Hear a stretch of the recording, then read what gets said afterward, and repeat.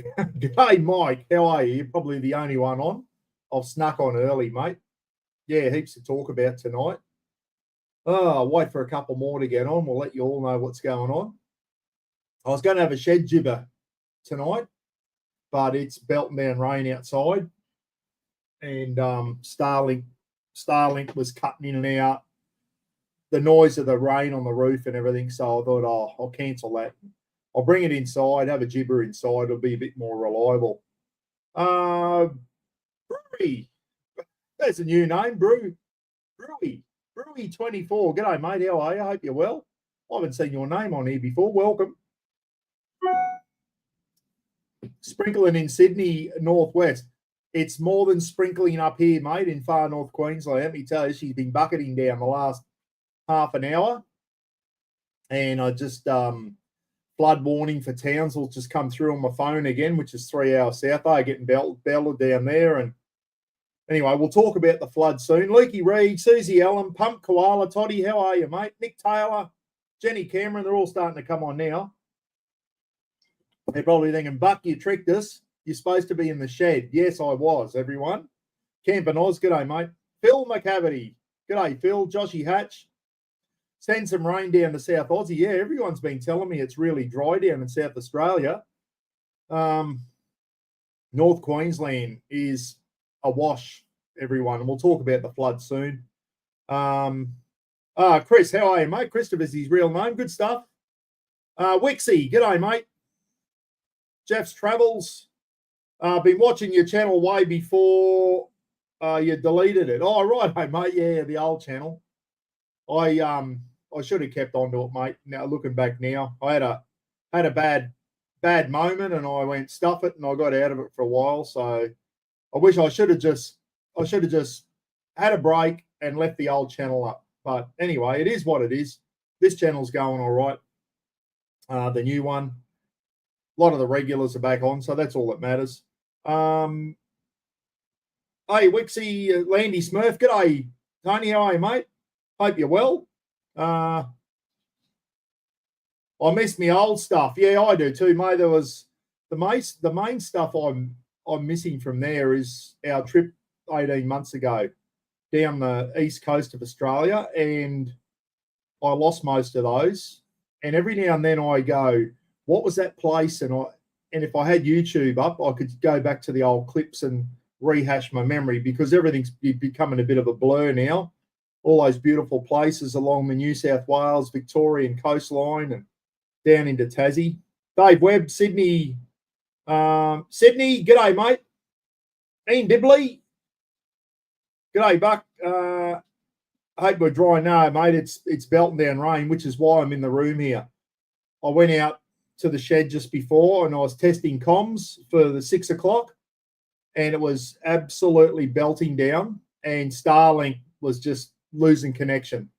Starlink Mini's usually pretty good in the rain, but it was that heavy, it was losing comms. And I thought, I'll come in and use the NBN and come inside, so it's at least I'm not cutting in and out. That'll wreck her. So I'll wait till it's a nice, fine night. I'll do a live feed from the shed when it's not raining, guys. When that is going to be, I do not know.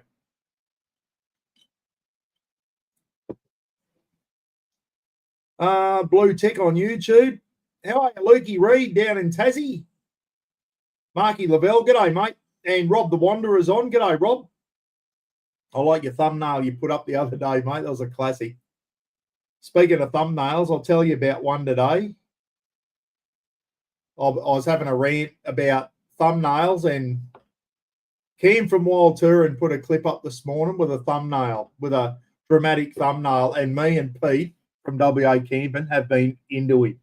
We've been ribbing him big time behind the scenes, guys. So, yeah, funny stuff. Well, I'll tell you about that in a minute, actually. Yeah, me and Pete have been hanging a bit of shit on him for that. Gary, how are you, mate? Gary saying g'day to Jenny. How's the weather in Tassie, Lukey? Yes, Luke, weather update from Lukey. Are you getting any rain down in Tassie, Luke? Because South Aussie's very dry, they reckon. Phil Taylor sent me a little video before. He's at a place called Potato Head in New South Wales. camping by the beach, and he's got a fire going, green grass right near the beach, green grass, fire pit, looking out to the ocean, and you can see people surfing and all that. And he's at a place called Potato Head. And, there's all seals and everything there. It looks really, really nice. Stick those thumbnails up the Khyber Pass, I reckon. Yeah, I know, mate. Andrew, g'day, Andrew. How are you? Speaking of down in South Aussie, Andrew's down there, I believe. My Starlink Mini should have been here yesterday. Unfortunately, stuck in Rockhampton. Yeah. What's that I'm drinking? Vodka and lemon. Oh, I've got to put some lime in it and 4X Gold there, guys. I went and got a carton of 4X Gold yesterday. They still got beer. That's about the only thing in town. There's nothing in the supermarkets. 4X Gold was $55 for a 30-pack, and all your Hans and all that were $67. I thought, let's go back to 4X. No rain in Gladstone. Yeah, it's wet up here, guys. They reckon Monday onwards the rain's going to piss off from North Queensland and give us a break, because some of the towns are flooded. Tully, half an hour down the road's Tully, that got flooded. Carball, another half an hour down, which is an hour south of here, was underwater. And Ingham was the worst out of all of them, guys. Ingham, and 2 people drowned. 2 people lost their lives in Ingham in the floods. Ingham was bad, real bad. I think they were saying the worst floods in 100 years at Ingham. So, and Townsville got flooded, but not as bad as 2019, thank goodness, because a lot of suburbs got trashed after 2019 floods. Thank goodness the Townsville wasn't as bad as 2019. It's the last thing you want, because the insurance companies then go, oh, we'll put all the premiums up for North Queensland. So mine will go up as well, even though I haven't put a claim in. I didn't flood here in Innisfail. They go, he lives in the flood part of between Cairns and Townsville. We're going to up everyone's insurance premium. So, yeah, I know. Out there, touring's on. G'day, mate. How are you? Craig's on. Older is optional. G'day, mate. Christopher, insurance is a joke. Yeah, that's another thing. We'll talk about the cost of living. Insurances for both cars and houses and contents and that is getting too expensive. It is getting too expensive. And it's like, it's an evil necessity. Like, I went a couple of months without insurance. I was just going to put the money that I was putting every month, I was going to put it into a bank account, and I started doing it, and I got cold feet, guys, and I thought, no, my luck, I'm going to have a cyclone come through and rip the roof off, wreck the internal of the house, and I went back and got insured again. It's dead money, isn't it, when you don't use it? But the moment you haven't got it, it's like you don't insure your car. The moment you're not insured, someone runs up your ass or you have an accident, and then you go, should have been insured every time. My little car got stolen down in Townsville. We ended up getting it back, but it was trashed. Because Nutty, my nephew, was driving it around. I had a full comprehensive insurance, and I thought, you know what, it's dead money. So I just put it down to third party. So if Nutty had an accident and ran into someone, it was covered. Guess what happened the next day? It got stolen and trashed. So it's Murphy's Law, isn't it? The moment you don't have your insurance, something bloody happens. But it's just getting so expensive now. All your when you own your own house, rates just go up. Every year the rates go up. Insurances go up. Electricity, you know what I mean? It's just getting so bloody hard now. Luckily, I own this house, guys. It's not a real flash house, but I own the bastard. So, Rob Carter, where do I get my Anzac flag from? Just on eBay, I think, mate. Go on eBay and type in Anzac flags, and they come up there. There is a place called Flag Wicks. They're quite expensive. They're in America. They got some real good ones, mate. Real good military flags. Flag Wicks. I think it's WIX. flagwicks.com. Check them out, mate. They got some really good ones. It's an American mob, but they got a lot of Aussie ones as well. A lot of military themed flags. But if you go on eBay, you can just type in Anzac flags or Australian Army flags and whatever, and have a look on eBay first. If not, that Flagwicks have some really, really good ones. Really, what's that word? Patriotic type flags. And there's a lot of Aussie ones on there too, even though they're an American company. Must be a veteran-owned company because there's a lot of Aussie veteran type stuff on there. Yeah, Flagwicks, mate, check it out. They got some really good ones. Kev's on from Minnesota. G'day, mate. How are you? Do crocs sometimes end up in unusual places? Yeah, absolutely they do, mate. Every time there's a flood, crocs end up in places they're not supposed to be, like people's backyards. And, well, we're at a flood here in Innisfail. When I was in the police, phone rings at the police station. Innisfail Police, Constable Rogers speaking. Hello, this is so-and-so. My property backs onto Ubanangi Swamp, which is just north of Innisfail here.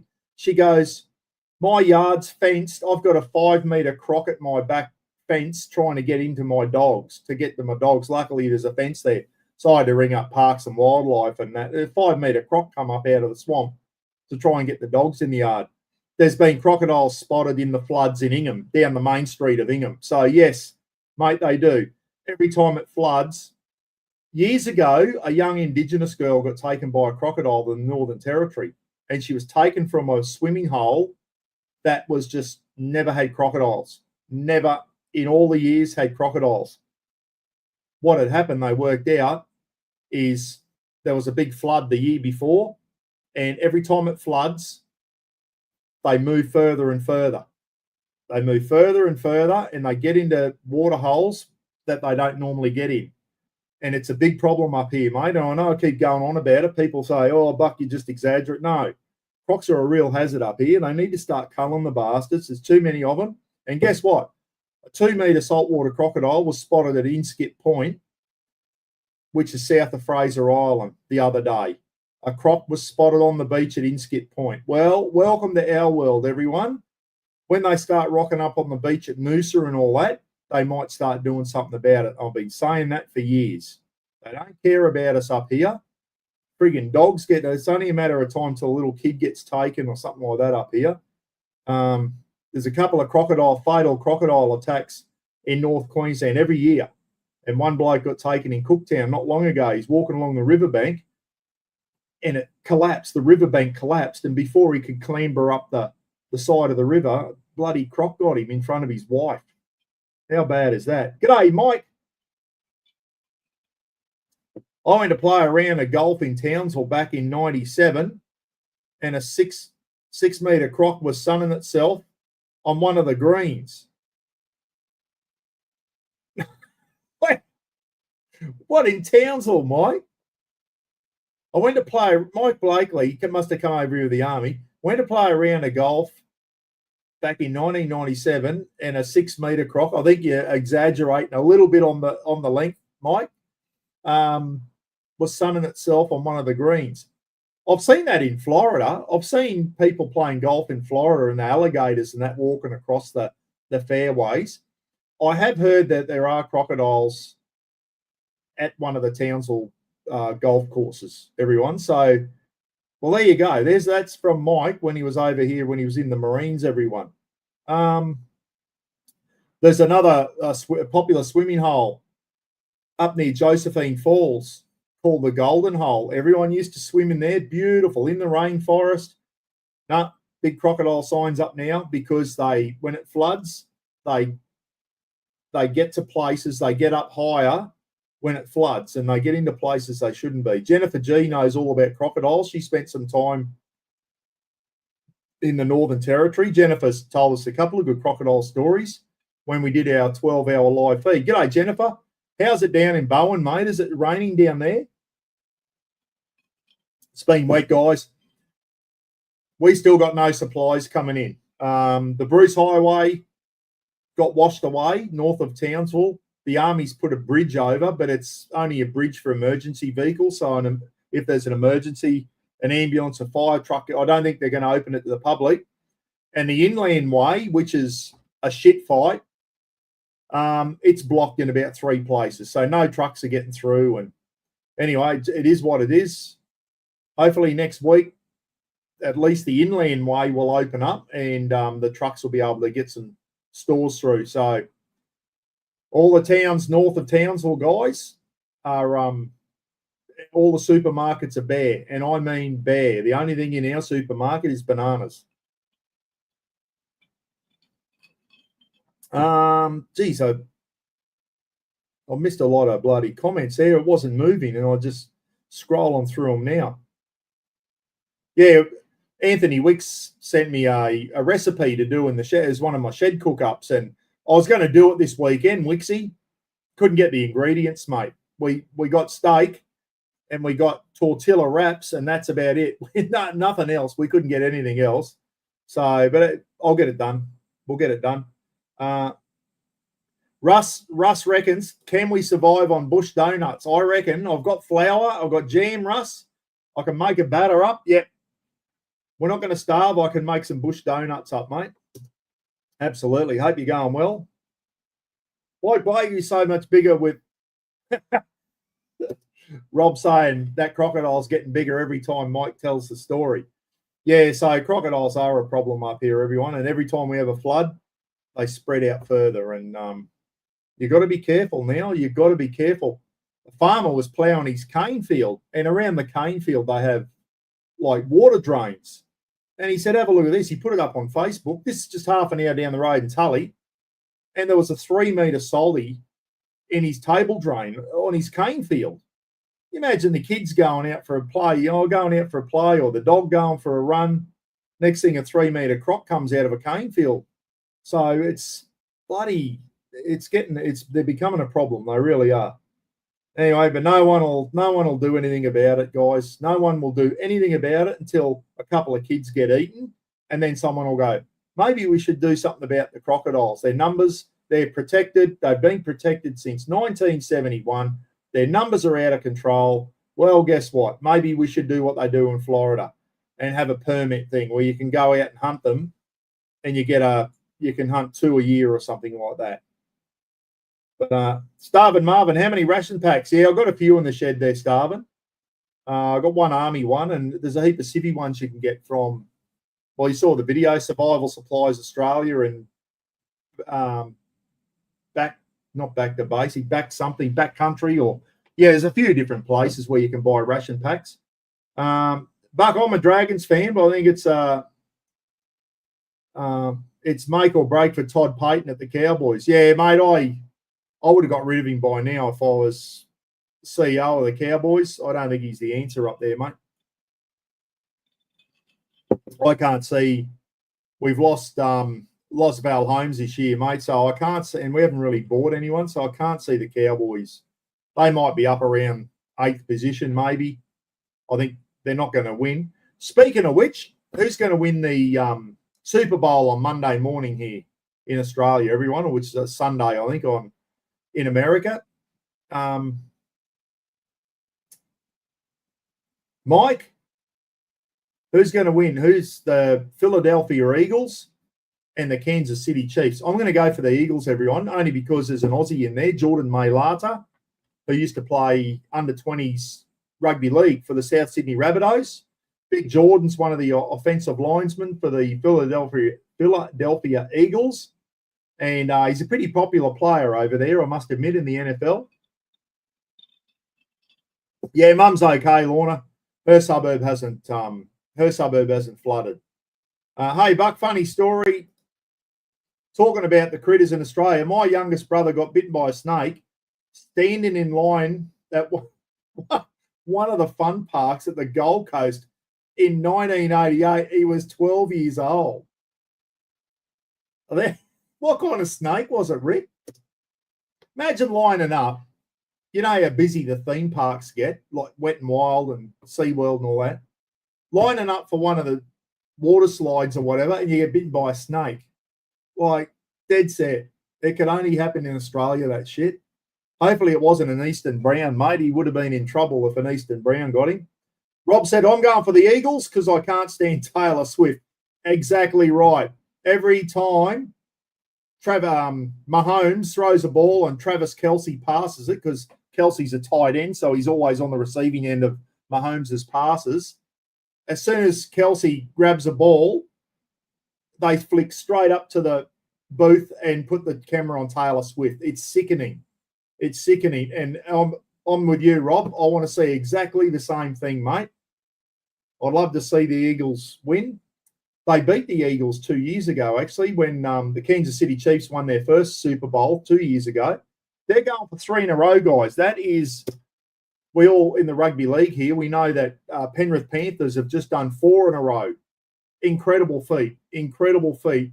Winning one grand final or winning one Super Bowl is an incredible feat. But to win 2 in a row, or now the Kansas City Chiefs are going for 3 in a row, I think it'll be the first time it's ever been done. But anyway, I'm hoping they don't get 3 in a row. I'm hoping bloody the Philadelphia Eagles get it. And we got an Aussie in that team, guys, Jordan Mailata. Be good to see Jordan get a Super Bowl ring, wouldn't it? Okay, so Aussie, g'day, mate, from Townsville. Got the merch from Mud Duck and Camping with Mates. That's right, you got 2 prizes that night. Well done, mate. Have ordered the Tug 4 to move my Jayco pop top. When are you going to do the banana bread cook-up? I forgot. Yeah, I know, because that's about all I can do at the moment is make banana bread. Actually, I should do it, eh? Do some banana bread in the travel oven, the 12-volt oven. I might have a crack at that because we can get bananas, and I think we've got flour here. Banana bread, that's about all, or a banana damper, something like that. Aussie, how are you going in the floods down in Townsville, mate? Were you in one of the black zones like Railway Estate or one of those low-lying suburbs, or are you in one of the good suburbs that didn't have to get evacuated, mate? Hopefully everything's okay for you down in Townsville. Mum lives in Kerwin, guys, and she's fine. She hasn't flooded. She went close in 2019. We had to sandbag her house. Never seen the water come up that high before. We had to sandbag Mum's house in 19, and the water came up, was just starting to come up her driveway. So we had the plastic sheets and sandbags, front door and all that, but it didn't come up near the house, thank goodness.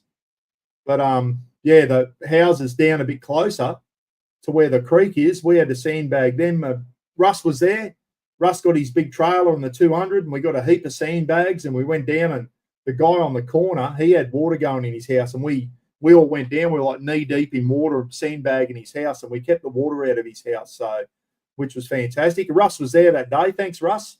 Bloody legend, mate. Pays to have a good trailer and a four-wheel drive sometimes that can go through a bit of deep water and get the sandbags to where they're needed. That was all hands on deck that day. Yeah, so we're talking about that's it. Just back onto NFL, guys. 2026, the Mike and we got another Pom, a Yank on here. Who was it? Kev, sorry. Kev from Minnesota and Mike from Colorado. The LA Rams are coming to Australia in 2026 next year, and they're not playing like a warm-up game. They're playing one of their proper games during the season. The LA Rams, they don't know who the opposition will be. Hopefully the 49ers, because that's my team. Hopefully the 49ers come out. It could be the Seattle Seahawks, could be the Arizona Cardinals maybe. We don't know yet. But anyway, let's definitely go to the LA Rams. And they're taking the game to Melbourne, guys. I thought Sydney would have been a better thing because Sydney's a rugby league city and NFL is closer to rugby league. It's totally different to Aussie rules, Australian rules football, which is what they play in Melbourne. But there is the Melbourne Storm down there. Victorians will go and watch anything, guys, and I'm sure they'll have it at the Melbourne Cricket Ground, which can hold 100,000 people.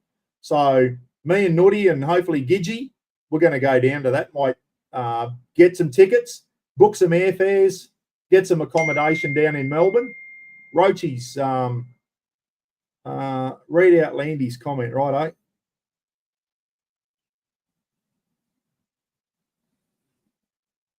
I'm trying to find.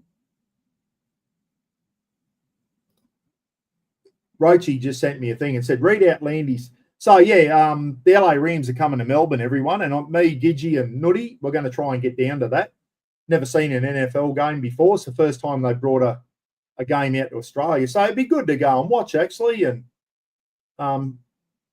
watch a game. Oh, I know it's not the most exciting. I love watching the highlights, but I think sitting there for 3 hours watching a game might get a bit, but it'll be good. It'll be good, something different.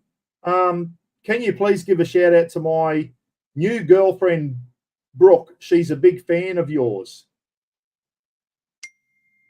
Landy, I'm about to fall off my chair.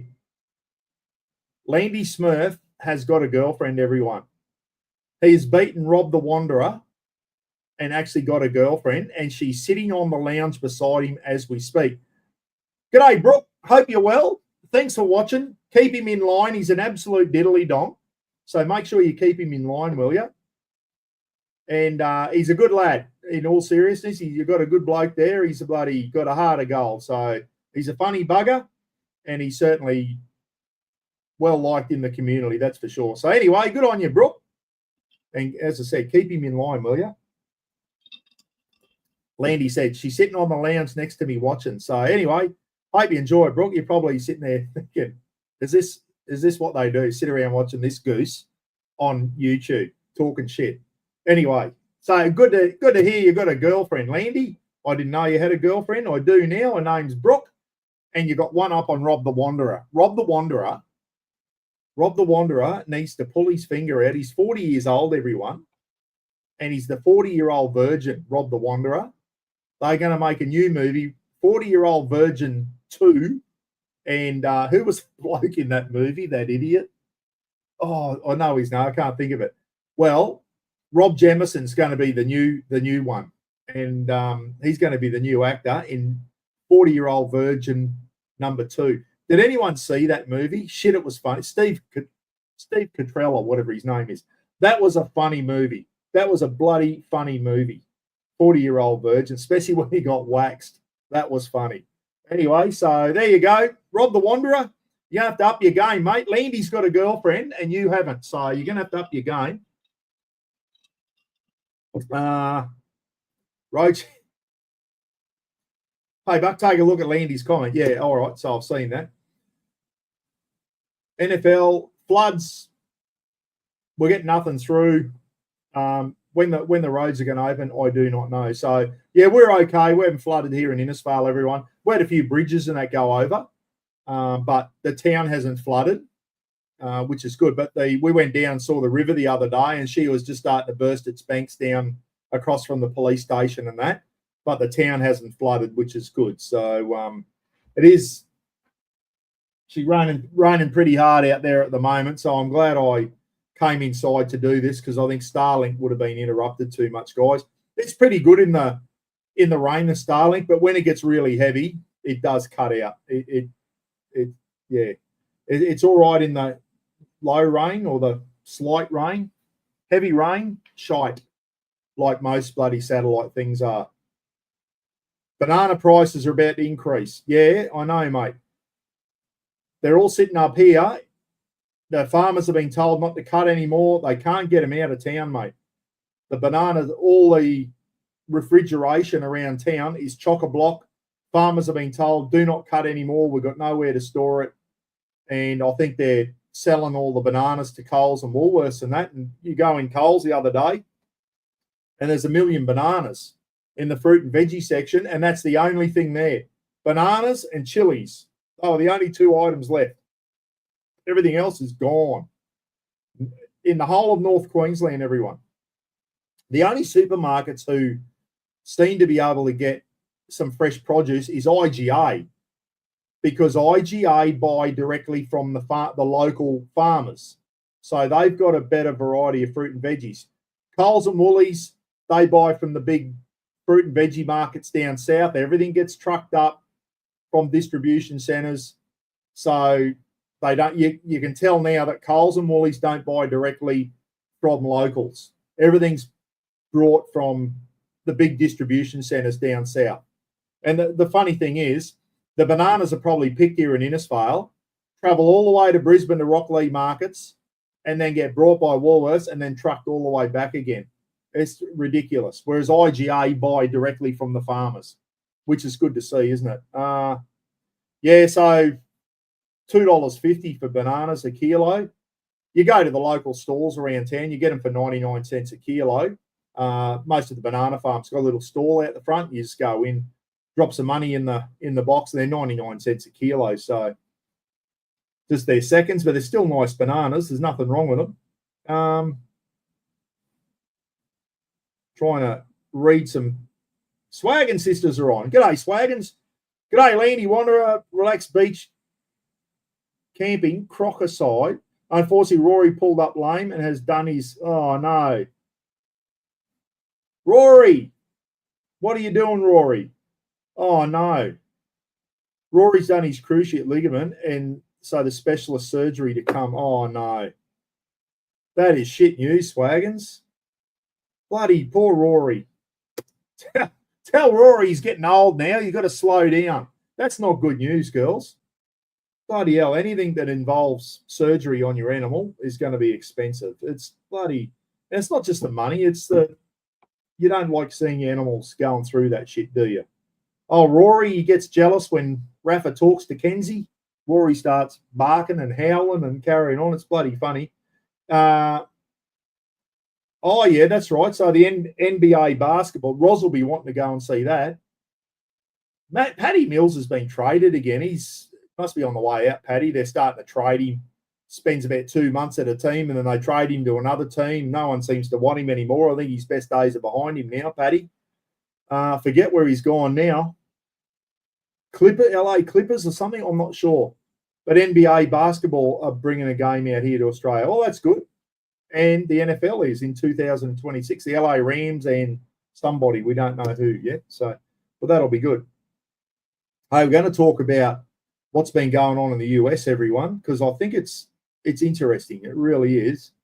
And it's dividing the world at the moment, isn't it? Some of the shit he's doing. Some of it I agree with, some of it I don't. I've always been on the fence with him.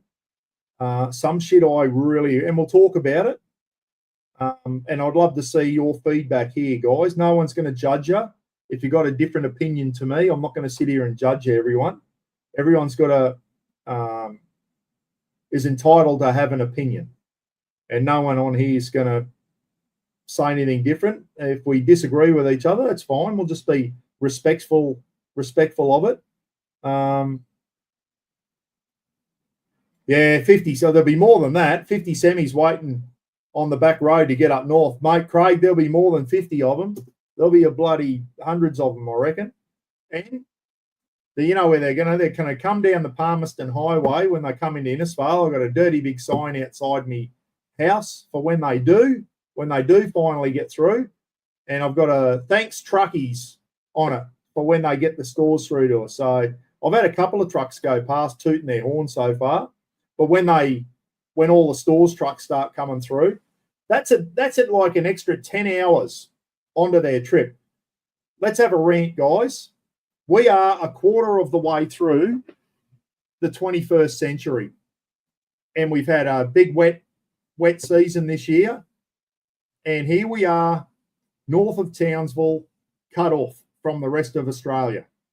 Like, really? It's 2025. It's not 1975. Come on. It's 2025. We've had the highway wash away. One of the bridges washed away north of Townsville.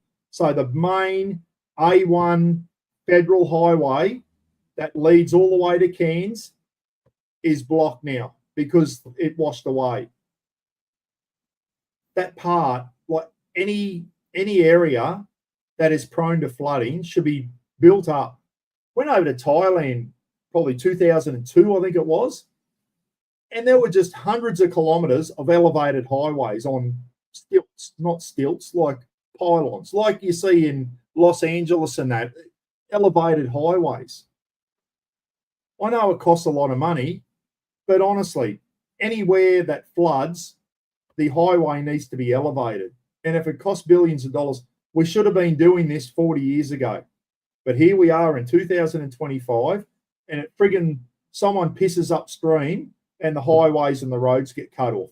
Inland, they go, oh, the alternate inland highway. It's not a highway. It's the Kennedy Development Road. It's a development road. It's not even a friggin' highway. And that's where the trucks are sitting at the moment, down around Greenvale, waiting for the floodwaters to go down. And then they're going to be on this narrow, gutted little bloody road trying to get the stores up here, the back way, to far north Queensland. It's not good enough, everyone. It's not good enough. I know we keep bitching about a lot of stuff. This is garbage. That's a national friggin' highway, and it's a national disgrace. Albanese just announced $7 billion for the Bruce Highway. It needs to be $70 billion. It needs to be $70 billion to build it properly. $7 billion, the way our blokes charge to build a road, that'll probably get us 30 kilometres of road. Like, anyway, I remember as a kid, the Bruce Highway. Yeah, it's come a long way since I was a kid, but it hasn't come far enough. It needs to be a lot better than it is. And now, how long is it going to take them to build a new bridge at Olera Creek, half an hour north of Townsville, near the Frosty Mango there, guys, is where it's washed away. If anyone's been up past this way and see Phil the Maniac's twin brother, the Frosty Mango on the left-hand side, Olera Creek's just south of there. Been washed away. And no trucks can get through. Nothing can get through. The Army's put a temporary little single-lane Army bridge over so that emergency vehicles, ambulances and that can get going, but they're not going to open it to the public, I don't think. Yeah, I know, Craig. Exactly right, Craig. $7 billion will get a few potholes fixed. Yeah, exactly. The way our companies bloody charge like wounded bulls to build a road. What is it, $1 million a kilometre or something? It's probably even more than that. $7 billion, yeah. It'll cost them $7 billion to fix the damage from this wet season and to build that bridge. That bridge is going to be billions, or not billions, millions to fix. So, and they need to elevate it. They need to elevate it now. That just went straight across the creek and it got washed away. They're going to need to elevate it now. There's millions of dollars to fix that. How long? My God, that's the worst thing. How long is it going to take them to get a new bridge up and running? It could be 12 months. Could be 2 years. We're going to keep, and then all the freight costs, because they've got to go an extra 10 hours inland when they can finally get through, all the freight costs are going to go up, aren't they? Because the truckies are travelling further. And the trucking companies have got to pay the truckies for extra hours, extra fuel, extra wear and tear on the vehicles. So who's going to absorb those costs? Us, the end user. Should be the federal government absorbing that. It's not our fault the roads weren't up to speed, and we shouldn't be penalised with extra money on our goods and that up here in North Queensland. It's absolute bullshit.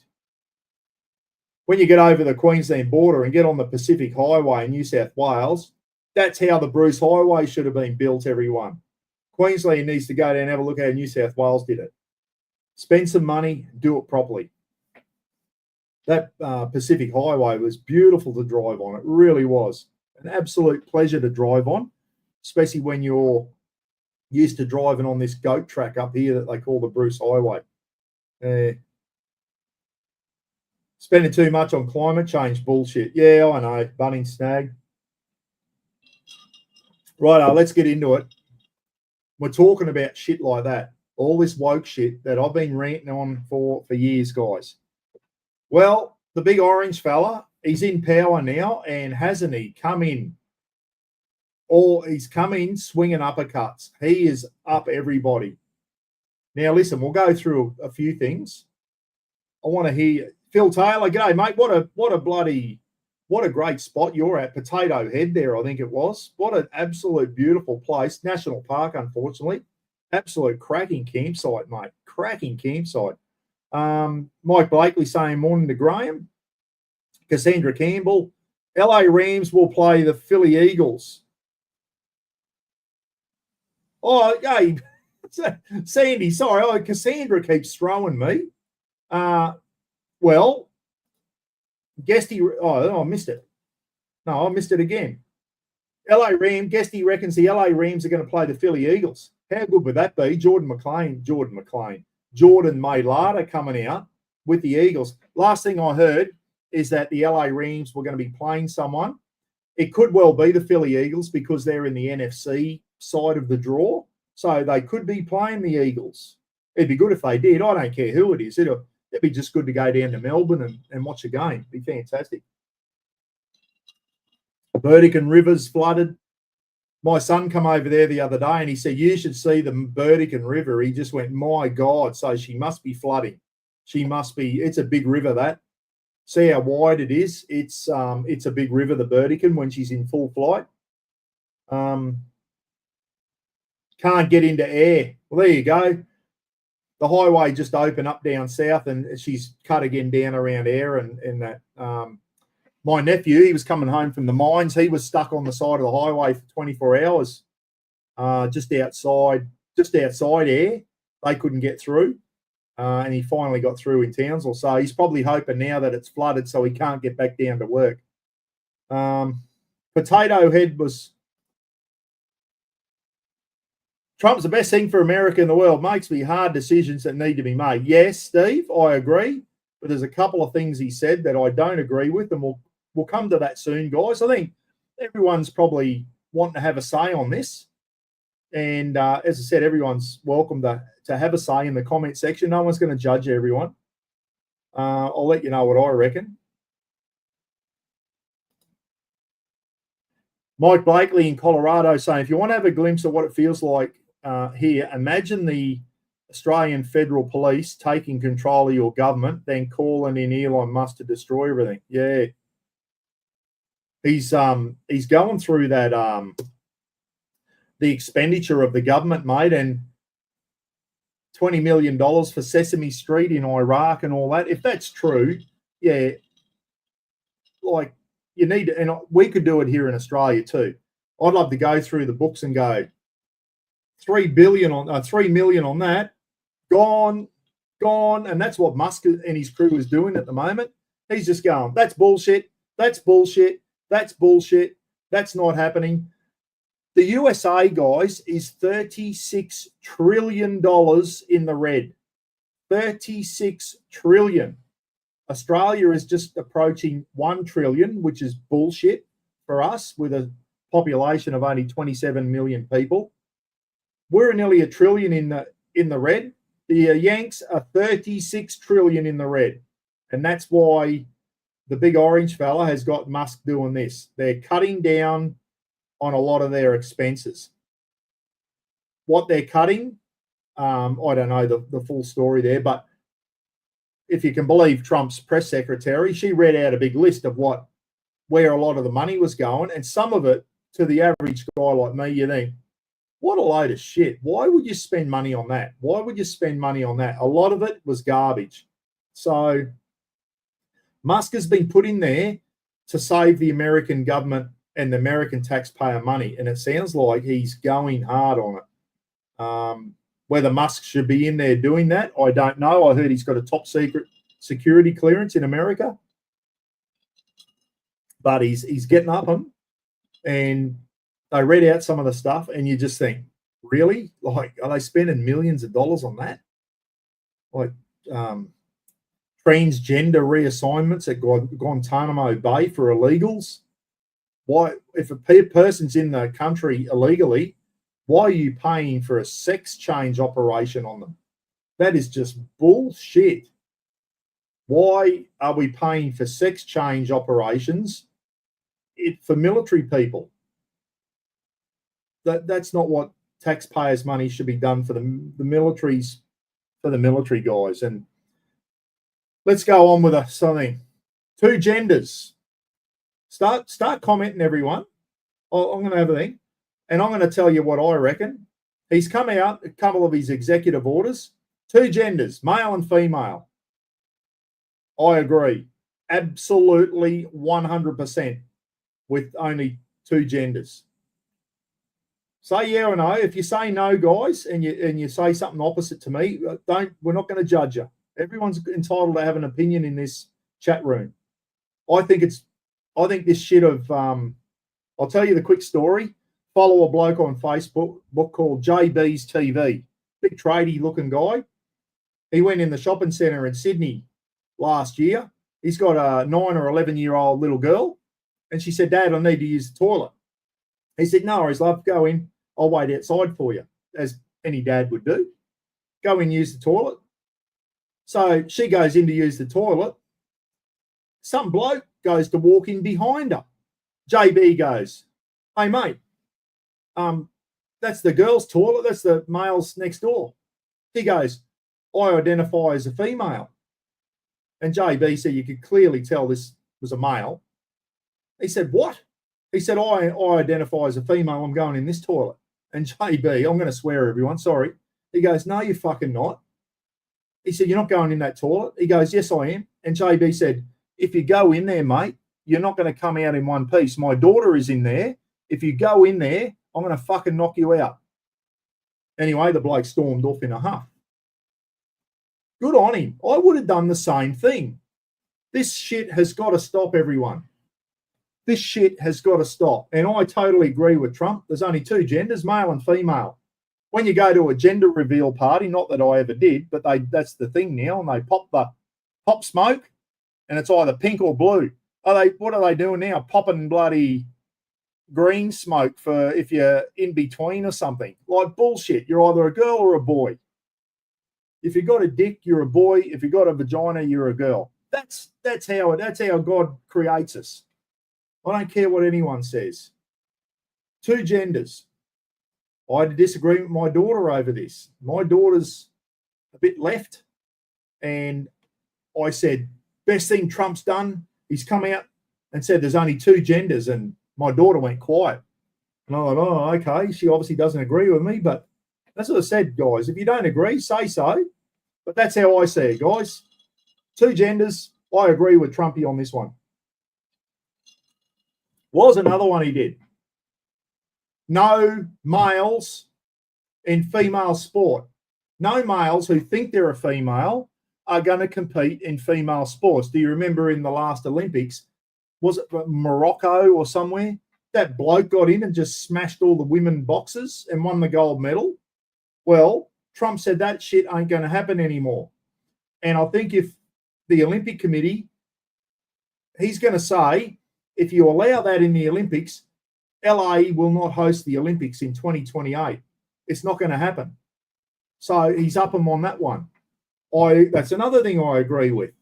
No males should compete in a female sport unless it's a sport.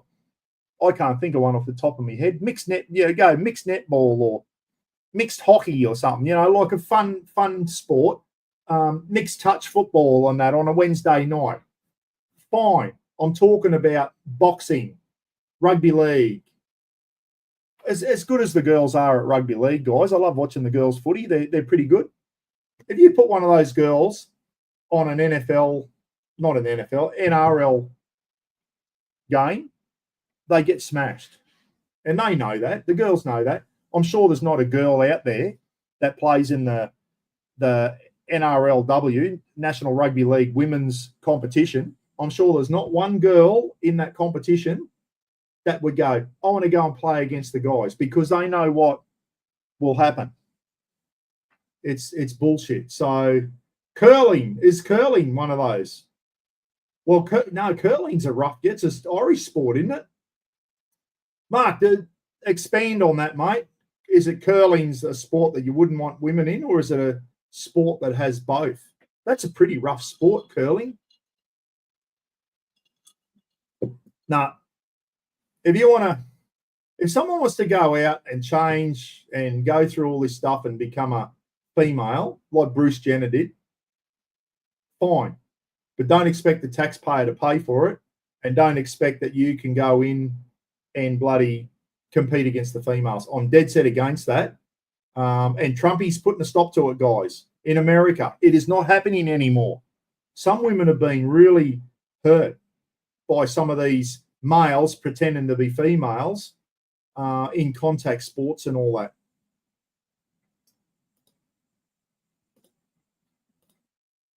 Rugby union, women's sevens, awesome sport. Yeah, John, but how do you reckon they go against the males? Not real good. They'll get hammered, mate. Any contact sport. Can you imagine the MMA? Why is that not going off? Keithy Surf's on. G'day, Keith. Hope you're, mate, I haven't bloody heard from you for ages. Hope you're good. MMA. Now, remember Amanda Nunes or whatever from Brazil? What a great fighter she was. Incredible. Some of those girl fighters, they're as tough as nails. But if you put them against Conor McGregor or the Pre or whatever, South African guy or whatever, they wouldn't stand a chance, everyone. They would not stand a chance. So he's come out and said that. No transgender in the military anymore. I agree with him on that one as well. We didn't have transgender people in the military when I was in. I'd never even heard of transgender when I was in the army. It wasn't a thing, I'm sure. I don't think it was a thing back then. Yeah, they're gay people, and that's fine. Don't think when I say transgender, I mean gay and lesbian, guys. I don't. There are gay and lesbian people in the army and the police and whatever. Corrections, there's a lot of them in corrections, let me tell you. But as long as they do their job, who cares? Keep that shit in your personal life. But when you're transgender in the military, it starts, there's a line there, guys. And if you haven't been in the military, you probably don't know where I'm coming from. Anyone who's been in the military, I'm sure will agree with Mike Blakely. There is no room in the military for transgender people. I don't give a shit what anyone says. They've got to stop it. And it's happening in the Australian military as well, and it needs to stop. Why are taxpayers paying for? Well, here's another one. All the crims used to come into the prison. I want to become transgender. Male prisoners, and then they start wearing lipstick. Like, and they were allowed to order this shit. I used to vomit. I used to sit there and vomit over this shit. Male prisoners wearing mascara and eyeliner and lipstick. And then they become queenies all of a sudden. And all the blokes would bloody go, right, you're fair game. Yeah, you know what goes on in the cells. I didn't want to see it. Once I lock them away, I don't care. And then some of them were going through the proper hormone stuff to grow tits and that. Guess who's paying for that shit? And they're prisoners. I'll remind you, they're prisoners. The taxpayer. Absolute bullshit. If they want to do that, get out of prison and go and pay for yourself to do it and do it. I don't agree with it, but if that's what they want to do, okay, it's not illegal to become transgender and that, but there's got to be a line in the sand when it comes to the military. You cannot have it. Same as police. I don't agree with that anyway, and I don't care who disagrees with me on that. I'll argue with anyone over that, especially the military. There is no place for transgender people in the military, guys. It weakens you.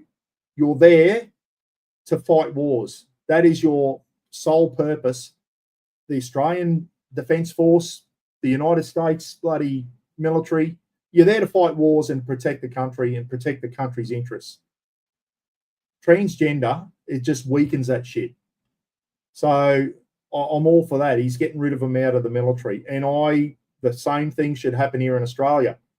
We all know Albo's not going to think. Will Peter Dutton, if he becomes Prime Minister, is Dutton going to make some hard calls like Trump is, everyone? I don't think he will. I think Dutton's going to sit on the fence, everyone. Everyone thinks he's a hard ass. I don't think he will. I reckon he'll sit on the fence because he doesn't want to cop any backlash. He won't be as woke as Albanese, but he'll sit on the fence on a lot of stuff. I reckon he will. So anyway, we'll see. On fire. No, I'm being very calm and collected. Like I'm not swearing and all that, mate. I could really ramp it up if I wanted. I'm very opinionated on some of this stuff, especially transgender in the military and all that. Listen, someone wants to be transgender, go out and do it. I don't agree with it, but that's what you want to do. I think they got mental health problems. There's got to be something wrong with them. Like you're born a boy or a girl. And when they try and jam it down kids' throats at school and start telling them about transgender and almost encouraging them that it's okay to become transgender and that at school, that shit should never, ever be mentioned. All this stuff at school should never be mentioned. When they leave school, they'll work out their sexual preference, whether they want to be heterosexual, homosexual, or whatever, or transgender. If that's what they want to do, let them go and do it. But don't try and coerce them at school. And I've heard Roz's granddaughter, Alicia, who's 13 now, she's in grade 8, I think, at school, in high school. She told me some of the shit that was going on at her school. It's disturbing. It is disturbing, everyone. Some of the stuff that the teachers are jamming down their throats and all that type of stuff, all these lefties that are teachers jamming this stuff down the kids' throat. And Trump's putting a stop to that shit. He's putting a stop to all that shit at school. That's another thing he's doing, is that you're not allowed to do that. And if anyone does that at school in the USA now, it's going to be a crime. And so it should be. So it should be. It is friggin', let me think of the offence, guys. It's in the criminal code. Indecent, there's a charge there. Indecent dealings or treatment of a minor. If jamming transgender stuff down their throat at an early age isn't an indecent dealing, then what is? It doesn't just have to be physical touching and sexual assault of a child and that. It is indecent dealings, showing them pornographic material, talking to them about transgender and all that shit. Like, piss off. There's no room at school for that shit. Trump's put a stop to it in the USA. Australia needs to follow suit as well. That's one thing I do agree with what he's doing. What else has he done? Everyone, give me a thing. Now, we'll talk about Gaza soon, because that's one of the things that the rest of the world does not agree with. And we'll talk about the Gaza thing. What's some other executive orders that he said? Rounding up illegal immigrants. That's exactly what we do here. Remember all the boat people were coming in? We opened detention centres on Manus Island, up north of Papua New Guinea. Christmas Island. Christmas Island. And what was the other one? Nauru. Offshore processing. And they sat there for years because they said you will not set foot in Australia if you haven't come in the right way. Come in as an immigrant here, you do it the right way. You apply and you go through the process. You don't just rock up in a boat and jump off on the beach and go, I'm here, now you've got to look after me. Absolute bullshit. And we've done a pretty good job. We're lucky we're an island, everyone. Unlike the USA, that's got border north and south, the southern border is the one that they really got to worry about, even though Trumpy said the northern border as well, with fentanyl and that. I don't know much about that, but the southern border, they're just pouring over. You can't have that. You can't just have anyone rock up in your country. And as Trump said, a lot of those people, some of them are probably trying to get out of a shit country like Venezuela and that. I get it. But you can't just come in and go, oh, you got to look after me now. It doesn't work that way. All right, you've got to apply. You've got to go through the right way. Some of the people coming over that Mexican border are pieces of shit, drug dealers and all the kid traffickers and all that. Trump's rounding them up and he's bloody putting them back over the border. And anyone who's got a criminal offence and all that, they're ending up in Guantanamo Bay. So I agree with him. I agree with what he's doing. We had a boat rock up last year, right up in remote northwest Australia, unannounced, one of those bloody with Pakistanis on. And they just walked into one of the little local Aboriginal towns there and walking around the town, the locals were going, who are these guys? They just got off a boat. They just rocked up unannounced. Well, they got rounded up and pissed off out of the country. So we don't tolerate that stuff down here in Australia. We're lucky we're an island. It's a lot harder for them to get down to us. And usually we can intercept them. But you can't just have anyone rocking up. You can't just rock up into any country. It's like me going, oh, I might go and live in Indonesia and just go over there unannounced. If I find somehow, oh, just take me to Indonesia on a boat and rock up and just walk around. Like, you can't do that. You've got to do it the proper way. You have to apply for a visa, go in and do it the right way. Then if I want to become an Indonesian resident, not that I ever would, you apply and you go through the process. And Australia's got a process too. And speaking of immigration, you know I'm pro-immigration, everyone. But I think it's time to slow it right down. If not, stop it altogether for a couple of years. People that are already here, living, and are permanent residents, and like, just let that go through. That's fine. But we got to stop it. And my God, if we start taking any more people from Gaza, like Albo will, if this Gaza thing comes out and they go, and I'm with Trump on this, that Gaza thing, if people want to leave Gaza, then it should be up to the Arab nations to take them in, the Muslim countries to take them in. Why should we be doing it? They come down here, and a lot of them are causing shit, especially down in Melbourne, and they're causing a lot of dramas down there, protesting and waving their flags and all that type of, bringing their shit down to this country, and we don't need it, and we need to stamp it out. We need to get really tough on that and need to stamp it out. And any Israeli starting their shit too, I'm not taking sides here. I'm not pro-Israeli and I'm not pro-Palestinian. I'm on the fence like most Aussies should be. I don't give a shit what's going on over there. What happened to Israel on the 7th of October was horrible, and I don't blame them for retaliating. But it doesn't mean we just open up our doors and take anyone. Absolute bullshit. And then all the protests start, and all the bloody Israeli and Palestinian flags, and they're all fighting with each other down in Melbourne. Absolute garbage. Absolute garbage. Crew, shut up. I fed you. And now you're meowing at me. Bloody cat. I'll tell you, I'll go and get her. I'll go and get her to say good day. Come here. Come on. Come here. Quickly. Come on. Come and say good day to everyone. Here's Crew, everyone. She said, good day. I'll get rid of that bloody. We'll get rid of that. Where is she? Here she is. That's Crew, everyone. That's Jamil's cat. We had Zebby as well, but Zebby got skedaddled on the road, didn't he? Hey, she's a bloody nice cat, this one. Well, me and Roz will be sitting out the backyard having a drink. Next thing we hear, meow, she's up on the roof looking down at us. She gets up on the roof of the house, and Rafa, you be nice to her. Rafa gets jealous when I pat her and then wants to chase her. I'll show you Rafa at the end. Yeah, she's a good little cat, aren't you, Crew? She's become really, really sooky since Zebby's left. She didn't really come near me when Zebby was around, but now Zebby's gone. She's becoming a real sooky, eh? So what else has Trumpy done? The Canadian thing, 25% tariff on Canada, 25 on Mexico. Was he fair income? I don't know. But all of a sudden, and Canada were going to stand, but all of a sudden, Canada's saying we're going to do this, and Mexico sent 10,000 troops to the border to stop people, illegals coming in, checking people and all that type of stuff.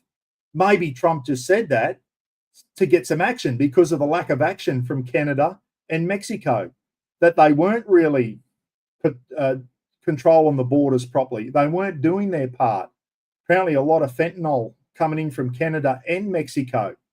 So all of a sudden now, he's threatened Canada with a 25% tax, and now they're got a fentanyl czar or whatever a czar is, and Canada's come out and said, we're going to do this, we're going to do that on the border, we're going to stiffen the border up. Well, maybe they should have done that before Trump even threatened them. So is that his tactics? It just seems now he just threatens people to get a reaction out of them. That's the way I'm seeing it. Trump is threatening people and putting the shits up them, making their ass do one of those, and then all of a sudden it's like, oh, okay, Trumpy, we'll start doing that, and we'll start doing that. So hopefully the tariffs don't go ahead on Mexico and Canada, because it'll hurt both countries. but he got a reaction. Mexico sent 10,000 troops to the border to stop the illegals coming over. What were they doing before? Just sitting back going, come through from Venezuela, Colombia, all those other Central American countries. And what was Mexico just doing? Come on through, boys. Come through. There's the US border. Over you go. Doing nothing to try and stop them. So they weren't cooperating with the United States from what I saw. Trumpy's gone up your ass, cop 25% tariffs, same as you, Canada. And all of a sudden, he's getting a reaction out of them, a positive reaction that they now want to work in with him and help. So, yeah, and he's pulled out of the World Health Organization. He's pulled out of a lot of these aid things. Like, as he said, why is China not paying more? Why is America paying all the money? He said, I'm sick of getting screwed over. And one thing I do like about the guy, he's putting America first, and this is where other countries now are starting to go, oh, he's bloody, and he doesn't care what country you're from. It's United States first, and he'll trample anyone. And I don't think he'll care who they are. Like, he's already done it to Canada. You know, Canada and America are the closest allies you can get. And he's just come out and go, Canada, get a 25% tariff up you. And Trudeau and the opposition leader, I forget his Pajeur or something, has come out, and Canada went on the defensive and said, oh, we're doing tariffs. But within a day, Canada's gone, oh, we'll start doing this, and Mexico's going to start doing that. And Trump's all of a sudden within 24 hours gone, oh, we'll just put the tariffs on hold for 30 days. Things are starting to happen. So it's like you say, mate, do that, or this is going to happen. And if it doesn't happen, these are the consequences. We do it all the time. You do it with your kids, don't you? Clean your room up, or this is going to happen. Kids go, if they know you're fair dinkum, the kids will go, I better clean my room up. Dad's not happy. He's going to take me bloody PlayStation off me or something. So there's consequences. And I think that's what Trump's doing. Trump's just making threats. Now, let's get on to Gaza. That one was bizarre. Like the Panama Canal. Now, what's going to happen there? Panama's already starting to, once again, Panama's starting to talk to Trump now and starting to change things. So he said, we didn't give you the Panama Canal so China can come in and run it. And he's made threats to them, and things are starting to happen there. So let's hope America gets to control the Panama Canal again. China is butting their nose in everything, guys. They're butting their nose in everything. And we'll talk about Papua New Guinea in a minute, and China and the Solomon Islands. China is trying to get in everywhere. And Trump said, Jimmy Carter gave the Panama Canal, which we spent trillions of dollars to make, to Panama, and then they've let China come in and run it and dictate who can and can't go through and all that stuff. It's not good enough. So Trump's all over that. Some of his bizarre stuff is, I'll take Greenland by force if I need to. You can't do that. Greenland belongs to Denmark. You can't just go and invade places. This is where it's starting to get a bit like he's talking shit in something. You can't just go and go, we'll take over this country. Greenland was one of them. I don't think Greenland want to be part of that. Maybe they can. America might go and say, hey, listen, if you let us do this, we'll do this for you and all that, and cooperate. Absolutely. But you can't just go in and go, Greenland's going to become part of America. Canada's going to become the 51st state. Who else did he want to be part of Canada? Mars? I don't remember. But this now, telling the Palestinians, we're going to get the Palestinians out of Gaza, and we're going to take over Gaza and turn it into the Riviera of the Mediterranean. Like that's just bizarre. Is he saying that to get a reaction to get things working? Is he just using shock tactics to get a result? I hope so. You can't just ask the Palestinian people to go, oh, get out of here. We're going to turn this into the Riviera, and it's going to be all American and Israeli run. And every country in the world is against that. Every country in the world except America, the USA, and Israel is against that. Just Absolutely bizarre. No, it's not. Canada will never be part of America, Mike. It's a Commonwealth country, mate. It will never be part of the United States. Won't happen. Canadians won't want it. No, if that ever happens, I'd bloody be very. I wish Slackham was on here. Nah, Canada's a Commonwealth country, mate. That'll never happen. It'll never be the 51st state of America. I'd like to see a poll done in Canada. Do you want to become part of the USA? I think it'd be an overwhelming no from Canadians. I would think so. Maybe I'm wrong on that. I don't know. I only know one Canadian, that's Slackin. It'd be good if he was on here and we could get his opinion on that. I don't think you'll ever see Canada be the 51st state, mate. I think you're dreaming on that. Absolutely dreaming. It's a Commonwealth country. I don't think the Canadians would want to be part of the US. Some probably would. Some Canadians would maybe go, yeah, we'd like to have Trump. We want a strong leader. Well, then we're going to have guns. I'm sure there's a lot of Canadians there that want the American gun laws and all that type of stuff. But what happens when Trump goes? Canada's broke. Every country's broke, mate. The USA's 36 trillion in the red. If everyone's broke, China's apparently going broke. Who is it? Who owns all the money that everyone owes? Who owns that $36 trillion that the Americans are in the red? Who owns the $1 trillion that Australia's in debt? Who owns that money? It's like if I go to Mike Blakely, hey, Mike, lend me $100, will you? And then I've got to pay Mike back. But who do we borrow the money off? China? Surely not. Who do we borrow them? Who does America borrow them? When you go, want to get another $1 billion, who do they borrow it off? Borrow all this money for infrastructure and all that. Who do we borrow it off? You can't just, it's like if you've got a credit card, guys. You can't keep maxing your credit card out. Like there's a time comes where you go, my credit card, I don't have a credit card anymore. I got it down to zero and I bloody cut it up. It's the best thing I ever did. But when I had a credit card, you'd see it start getting away and you'd have to rein it in. You never, ever wanted your credit card to get away on you. But these countries now, they think, oh, I'm in for 4 years. I'm just going to borrow billions of dollars and get this done. And then they just keep extra debt piling on to the next leader. As I said, bloody Tony, hey, mate, 36 trillion the US is in the red. 36 trillion. How are you, Tony? Hope you're well, mate. Thanks for tuning in. Treasury ban. Treasury bonds from investors would make up a large part of the country's debt. Okay. Paul and Nisa. These are some new names on tonight, guys. How are you? I don't understand the financial side of things too much, but yeah, mate. See you, Rochi. Absolutely, mate. Absolutely. Go and spend time with the Grandies, mate.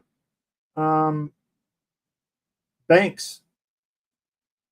Who owns the banks? Don't we own them?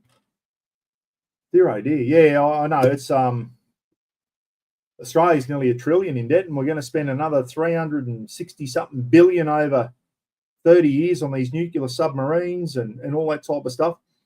At the moment, Australia has not been mentioned by Trump. He hasn't mentioned us, and I think at the moment we're just sitting down low, going. He hasn't noticed us yet. Like, I don't think we owe Trumpy anything. I think where it comes with America is we've got a lot of their military equipment. We've got F-35s. We got, you know what I mean? We've got a lot of American equipment. But at the same time, America need to control the Indo-Pacific. And Australia is a very important part of that, guys. We're like a massive aircraft carrier for the Yanks. They've got like 15,000 Marines going to be coming down and stationed in Darwin. We've got Pine Gap there. God knows what else the Americans and the British are going to start rotating nuclear submarines through HMAS Sterling, just south of Perth there, guys. So Australia's military, very tactical place for America, and they need us. We need them, and they need us as well. And I think that's what I think Trump will see, that, hey, Australia wants to buy 3 Virginia-class submarines off us, and then they're going to spend $360 billion to make another 8 nuclear submarines in conjunction with the UK and the US. So Trump wants everyone to up their defence spending. He's been saying that to all the European countries. We're doing that in Australia. We're trying to spend more. We're trying to do more with our defence. We're buying new frigates and all that type of stuff. Maybe he'll go, the Aussies are having a crack, and they are doing something, instead of sitting back and letting us, going, oh, you come in and defend us, and they're not doing their bit. Well, we're still trying to buy military equipment and all that type of stuff, especially these nuclear submarines. That is a massive thing for Australia. $368 billion, guys. That's the biggest ever thing Australia's ever bought. People were worried Trump might knock the nuclear submarine deal on the head, the Virginia-class submarines, because the US Navy hasn't got enough of them, apparently. But at the moment, they're saying it's still going to go ahead. Trump hasn't really targeted that yet. And I think when he sees that Australia is trying to increase their defence and get nuclear submarines to strengthen the Indo-Pacific, and we're one of America's closest allies, I don't think Trump will have a problem with it. He didn't make the deal, so he'll trash the deal in no time. Well, Joe Biden made the deal, the AUKUS thing. But Mike Rubio was on this morning, mate, and he said that Trump didn't really know much about it, but Rubio seems to think that he's fine with it. Time will tell, Mike. Time will tell. And I'll tell you now, if he does come and trash the nuclear submarine deal, we're gonna have to work quick and come up with a plan B. I don't think they've got a plan B at the moment, but if they do, that's fine. I think at the moment we need to give the USA a bit of a wide berth, because you just don't know what Trumpy's going to come up with. He could do something really good by you, or he could do something to screw you over. From what I've seen at the moment, he doesn't care about other countries. He only cares about the United States. That's his job as the president, is to worry about his own country. Good on him for doing that. I like how he's doing it, but he doesn't care who he tramples into the ground to get what he wants, that guy, and that's probably why he's got to where he got in the business. I'd hate to think how many people he has trampled over and made go bankrupt and all that to get where he got in the business world, and he'll do the same with politically. Yeah, I forget his name now. Yeah, I know the new defence secretary. He's a good fellow. I like the way he speaks. The new defence secretary wants to strengthen AUKUS. Fantastic. Australia, United Kingdom, and the US, 3 great countries there, isn't it? We've been fighting side by side since World War I together. Throw Canada and New Zealand in there. Not that New Zealand's got anything, but the Kiwis, they're always good to have by your side, the Kiwis. So, yeah, add Canada and New Zealand into that. And, yeah, Kevin Rudd needs to go. Yeah, he's a germ. I don't like him, Ty. I'm surprised Trump hasn't sent him home already after what maybe Trump doesn't know what he said, but when Trump got beat in the last election, the second last election, Kevin Rudd was shit-talking him because he thought, oh, he's out there, he'll never come back. Well, guess what? Guess what, Rudd? Trump's back, and I think if Trump ever hears what Rudd said about him, Rudd is the old foreign US, what do they call it? He's a dickhead. I never liked him as Prime Minister either, Kevin Rudd. Never, ever liked the guy. I don't like him. Kev saying, Minnesota, Trump won't turn his back on Australia. Good ally, and he knows it. I hope so, mate. I hope that's the case. But we don't know with Trumpy, mate. You don't know. When Barack Obama was president, he flew down to Australia, and you could tell he was very pro-Australian and all that. Biden had Alzheimer's. so he couldn't come down here. He's probably too old, Joe. Trumpy come down to Australia? I'd like to see him fly down, but I know our Prime Minister's shit scared of him because our Prime Minister is a left woke, bloody useless piece of shit, and he needs to go, guys. He needs to go in the next election. Anthony Albanese and the Labor Party. Will the LNP Party, the Liberal National Party, be any better? I do not know. Can't be any worse, can they? Can't be any worse or weaker than Albo. We need a strong leader, and honestly, I think Peter Dutton would deal with Trump a lot better than Albanese. Albanese's left, Trump's right. Dutton's in the middle. So I think Dutton will be able to converse with Trump a lot better than what Albo's scared of Trump. And he's keeping a bloody distance at the moment. I don't think he wants to, and I think all of Australia is a bit like that. It's like, hang on, he's had a crack at Canada, he's had a crack at Greenland, he's having a crack at bloody Panama, he's having a crack at Mexico, he's having a crack at Gaza now, and who's going to be next? Who's going to be next? He's had a crack at China, 10% tariffs on China. Yeah, so what I'm worried about is if Trump wants us to start putting pressure on China, we're going to lose out on that one because China's our biggest trading partner, guys. And if we saw what happened when the last Liberal government had a big falling out with China over the nuclear submarines and all that, and China stopped taking our crayfish and our wine and all that. It hurt our industries, everyone. We need to maintain a good, healthy trading relationship with China. They need our gear. We need theirs. Can you imagine if China tomorrow stopped exporting to Australia? We would be on our knees in a week. We would be gone in a week, guys. Everything we have in this country is Chinese.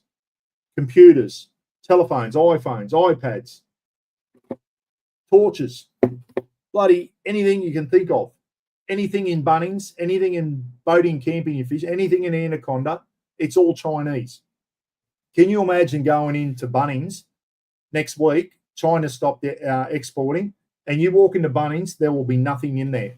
I tell you now, there will be nothing in there. We'll have no building materials because we just don't make anything ourselves anymore. And we can't just go, oh, we'll start making our own, and it just happens like that. It'd take us years to get our shit together because we've become so reliant on importing from China. And they import our coal and iron ore and all that type of stuff. That's the only thing keeping our country afloat at the moment, guys, is mining. Coal and iron ore.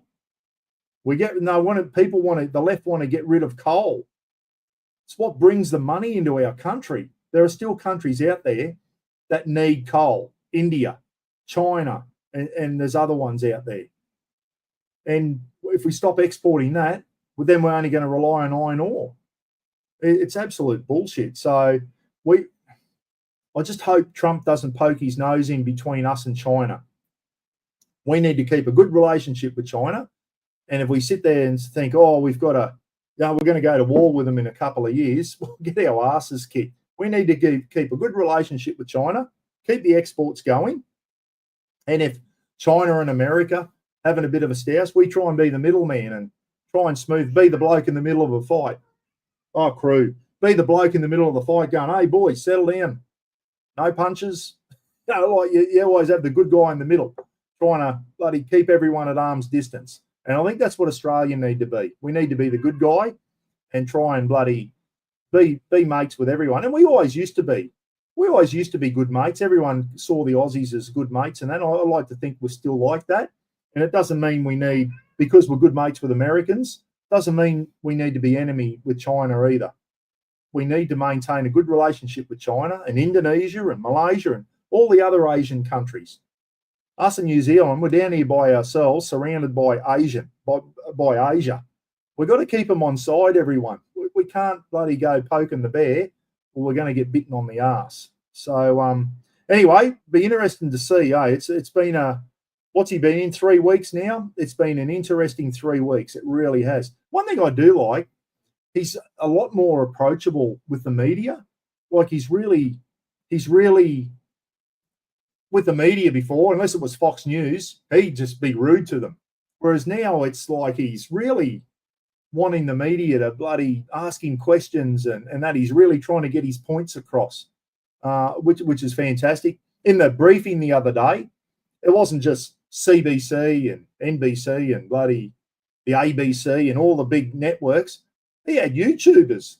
There were YouTubers in there at the press meeting, and the press thing said, "Oh, we've got a YouTube.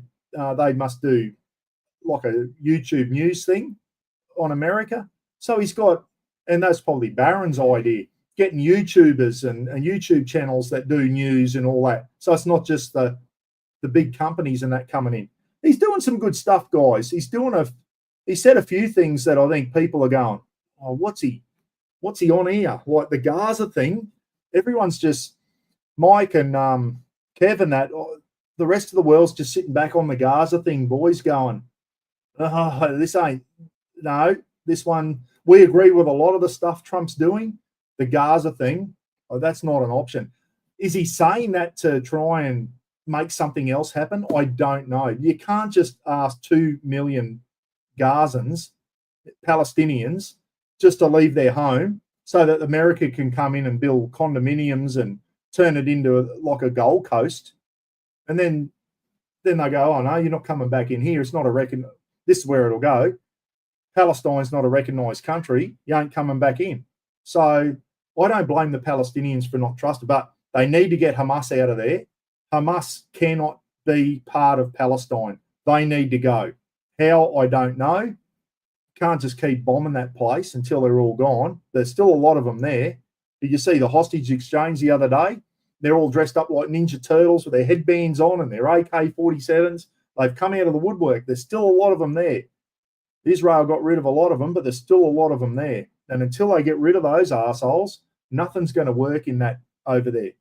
That Palestine and Israel is a shit fight, and I don't think anyone knows what the solution is. Trump's trying something out of left field, and it was really left. It just took everyone by surprise. We're going to take over Gaza, and we're going to make it the new what's that place in France? The new Riviera of the Mediterranean. It's like, you can't just take it over. America just can't take over a place and make it their own. Want to take over Greenland, want to take over Panama. Anyway, we'll see how it pans out. I think he's using shock and awe tactics to get results, and he's saying stuff that people are going, "Oh shit," and he's trying to get a response out of people. And anyway, as I said, he won't go down wondering, will he? He has a go. He comes up with some bizarre shit. I agree with 90% of the shit he said so far, but there's a couple of things there. The Gaza thing, I'm just shaking my head on that one, as the rest of the world is going, nah, you can't do that. You can't do that. How would all the public schools in Australia carry on if they lost all federal government funding? Well, I wouldn't. I think a lot of them are state. The schools are funded by the states, Mike. I think most of them. The federal government funds it as well. Well, I wouldn't, mate. But that's what we pay our taxes for, mate. That's what we pay our taxes for. And education is one of the big things that can't be. Education and health and defence. There's some big things there that you can't compromise on. Education's one, health's another one, and defence is another one. You've got to have good defence, good health, and good education system for your children. Otherwise, it's going to fall down. So, no, we've got a good education system here in Australia. It could be better. Yeah, sure it could. Our health system could be better, but from what I've heard, it's a lot better than the United States, mate. Like, someone can go, cut your bloody hand open here. You go to emergency at the local hospital, get stitched up. You might have to bloody be on it, stay in for 24 hours, get antibiotics in the public hospital, and you walk out, and it does not cost you a cent, mate. It doesn't cost you a cent. So that's our health system here. Yeah, it could be better. Our hospitals, our nurses, we need more nurses, we need more doctors. We've got a long way to go on there, but generally our health system is pretty good, mate. It's pretty good. Health. Tyler saying the health. Okay, Tyler, the health system in Tassie's bad. Well, it shouldn't be, mate. It shouldn't be. And that's a state government problem. State government. Hospitals in Queensland are a state government problem. And obviously they get a lot of funding federally, and then they get a big, every year the federal government go to all the states and go, here you go, here's your money, here's your allocation. And then it's up to the states to go, I'm going to put this towards education, this towards health. Defence is totally federal. That's nothing to do with the states. Defence is totally federal, but health and education is a state problem, Mike. That's all state run, mate. So it's up to the state government to sort out, where to build hospitals, come up with bloody universities to pump nurses out and paramedics and all that type of stuff. We're getting a bigger population, guys. We need more hospitals. We need more ambient paramedics. We need more doctors. We need more nurses. It's just the way it is. And they're struggling to get them. My mum's 83, still nursing. And then they'll go, Pam, we haven't got enough for a night shift. Can you do a double shift? Mum's 83 and they're asking her to do double shifts because there's not enough nurses. I think a lot of the time, a lot of the nurses just going, I'm going to go sick. I'm going to go sick for 2 days. That gives me a 7-day break. The old Aussie attitude now. I'll just go sick and have 7 days off. That doesn't help either. That's not helping at all. And that's become a bad culture in this country, is the old sickie. If you're crook, fair enough. But when nurses and that are just getting worked hard and they're going, bugger it, I'm sick of it, I'm just going to go sick for a couple of days, it puts stress onto the other nurses and that. And it happens. It happens all the time. Happens in the coppers. Happens in corrections. It happens everywhere, especially government jobs. Is that you, Roz? Someone's here. Someone's home. I think Roz is home. It's either that or the house is getting burgled. One of the two. Is that you, Roz? Oh, it's Jamil. That's all right. They're home from Cairns. It was belting down rain. Roz went up to watch the grandkids play basketball in Cairns, so she would have been a thing. How's the flooding? It's all right up here in Innisfail and Cairns, mate, but down south it's seen. But they reckon Monday it's going to start. You can't hang around much longer, mate, because Ingham and Carball and those towns are just swamped at the moment, and everything's just so wet. We get any more rain, there's nowhere for it to go. The rivers are already flooded. So anyway, we haven't had a cyclone yet. Touch wood, and we don't want one. We don't want a cyclone. What are we here? 8th of February, March, normally the two bad months for cyclones here. It's certainly hot enough for one. Will we dodge a bullet this summer? I hope so, because flooding's one thing. Those bloody cyclones, guys, it takes a long time to recover from those things. It really does, and they do a lot of damage, especially the big Cat 4s and 5s. Just devastate towns when they come through. It's bloody horrible. How was it? Ross just walked in. Anyway, so it's been an interesting 3 weeks, hasn't it, under the big orange fella? As I said, I agree with a lot of the stuff here. I love how he's just come in. And he's certainly, I love his executive order. He just says, I'm going to sign this. This is what's happening. He's making decisions. I've always said, I hate people who can't make a decision. I hate weak people that sit on the fence and don't want to make a decision and all that.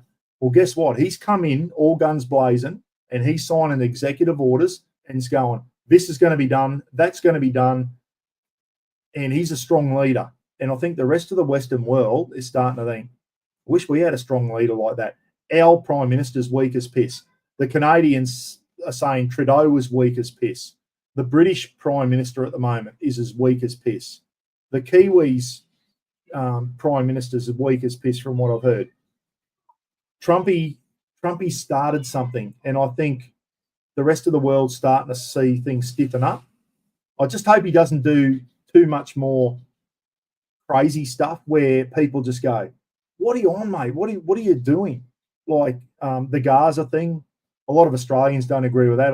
Most of the world doesn't agree with what he said about Gaza. America taking over Gaza. I don't know how he's come up with that. Has he got any intentions of doing it? Probably not. He's trying to, I don't know, he's just trying to make something happen. He's thinking outside the box, as I say, but I hope he doesn't come up with too much more crazy shit. I want to see him concentrate on Ukraine and Russia. He said he'd stop that war the first day he was in. Well, he hasn't. That is still going. That's taken a back seat to a lot of other stuff at the moment. I'd love to see him concentrate. Apparently he's been talking to Putin and Zelensky. Let's hope he puts a stop to that bloody horrible war, because that one has got to stop, guys. That one's got to stop. And I think Ukraine's going to have to bend over and take the rough end of the pineapple. They're not going to come out good after this. There's no way Russia's going to withdraw back and give them back all that land. They'll keep it. And I think Ukraine, you know what I'd do? I'd say, righto, Russia, you want all that land you've taken by force? You can have it. But guess what's happening tomorrow? Ukraine is becoming part of NATO.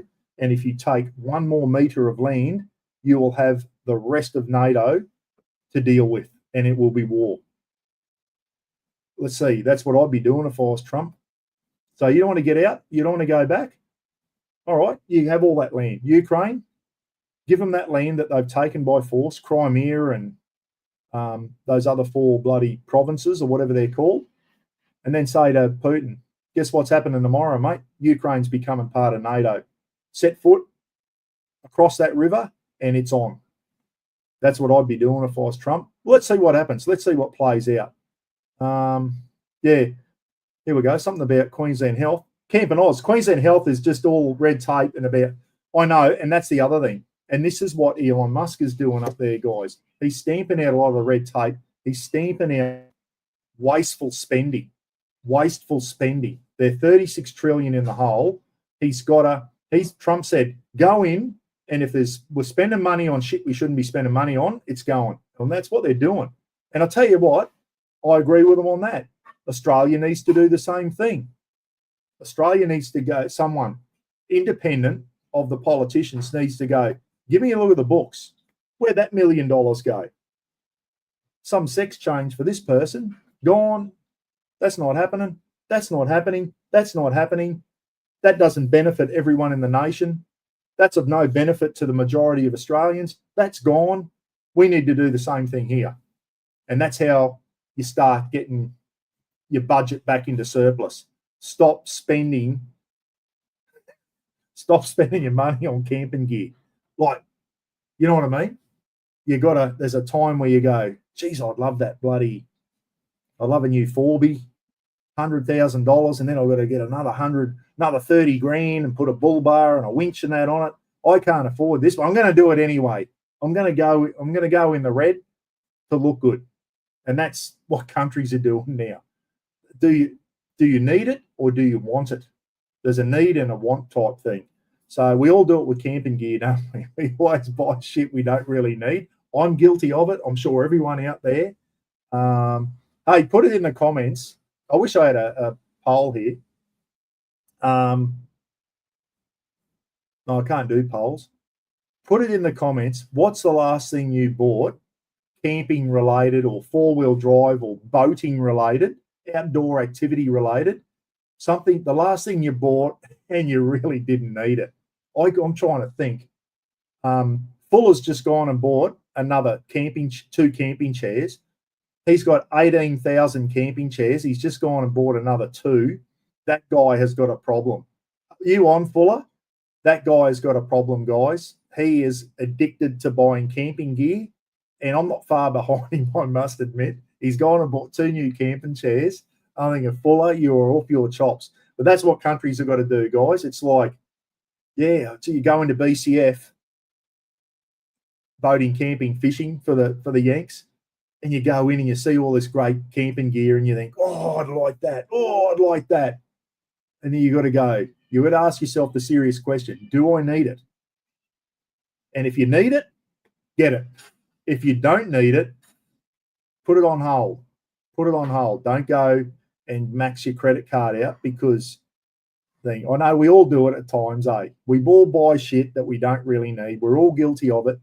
but our politicians are experts at it. And the trouble is when I go to BCF and buy something, I'm spending my own frigging money. These arseholes are spending our money, our taxpayers' money when they do it. They don't give a shit. It's our money they're spending. That's why they're a bit willy-nilly with the way they spend the money. And we need a politician in there to start really cracking down. Trump's doing a lot of stuff, guys, I agree with. And Elon Musk's a dickhead. I personally don't like the guy. And why don't I like him? I think he's a weak prick because he fled South Africa because he didn't want to do national service. That's why I don't like the guy. Starlink's a great bit of kit. He's obviously, and then his thing the other day that everyone's saying wasn't a salute. Well, I reckon it was. I reckon he knew what he was doing. A lot of people do. A lot of people think that. A lot of people are getting up and saying that wasn't a bloody salute, but you know the salute I'm talking about. I don't want to say the word in case they're listening in and they block me. But he's weird. He's a friggin' weirdo. There's no doubt about that. I think we'll all agree with that. He's weird. He's obviously a good businessman too. He's the richest man in the world, and he's got that way because he's a good businessman, and that's why Trump's got him on board. And I think Musk he's been given an agenda to go start saving this country some money, and he's going through it with a fine-tooth comb, and he's pulling up some shit that the American taxpayers are spending money on some absolute shit. Did you see that list? If you haven't seen it, go on. It'll be around somewhere. Have a look at the list that they're spending money on, millions and millions of dollars on. And so you just think, who signed off on that? What politician put his name to that bullshit? Yeah, $20 million for Sesame Street in Iraq was one of them. Unbelievable. Mike said something there. Was Mike on again? Where was Mike's comment? Oh, Janet was saying something. Janet Johnson. We need a Trump. I agree. Janet, probably we need a strong leader. Trumpy's a strong leader. There's no doubt about that. No one's denying that. But every now and then, people go, oh, his press secretary, she must sit there going, oh, what's he going to come up with next? And I've got to defend him. Like, what's he going to? Who was that? Michaeli McKinnon, or his last press secretary? He come up with some absolute doozies, and she used to have to defend him. One of them was when COVID was on. Why can't we get an ultraviolet capsule with because we all know that ultraviolet light kills viruses. So why can't we invent a capsule with ultraviolet light in it, and everyone has an ultraviolet capsule? That was one of it. And the other one was, why can't we just scull some disinfectant and kill it? He said that. I remember seeing him.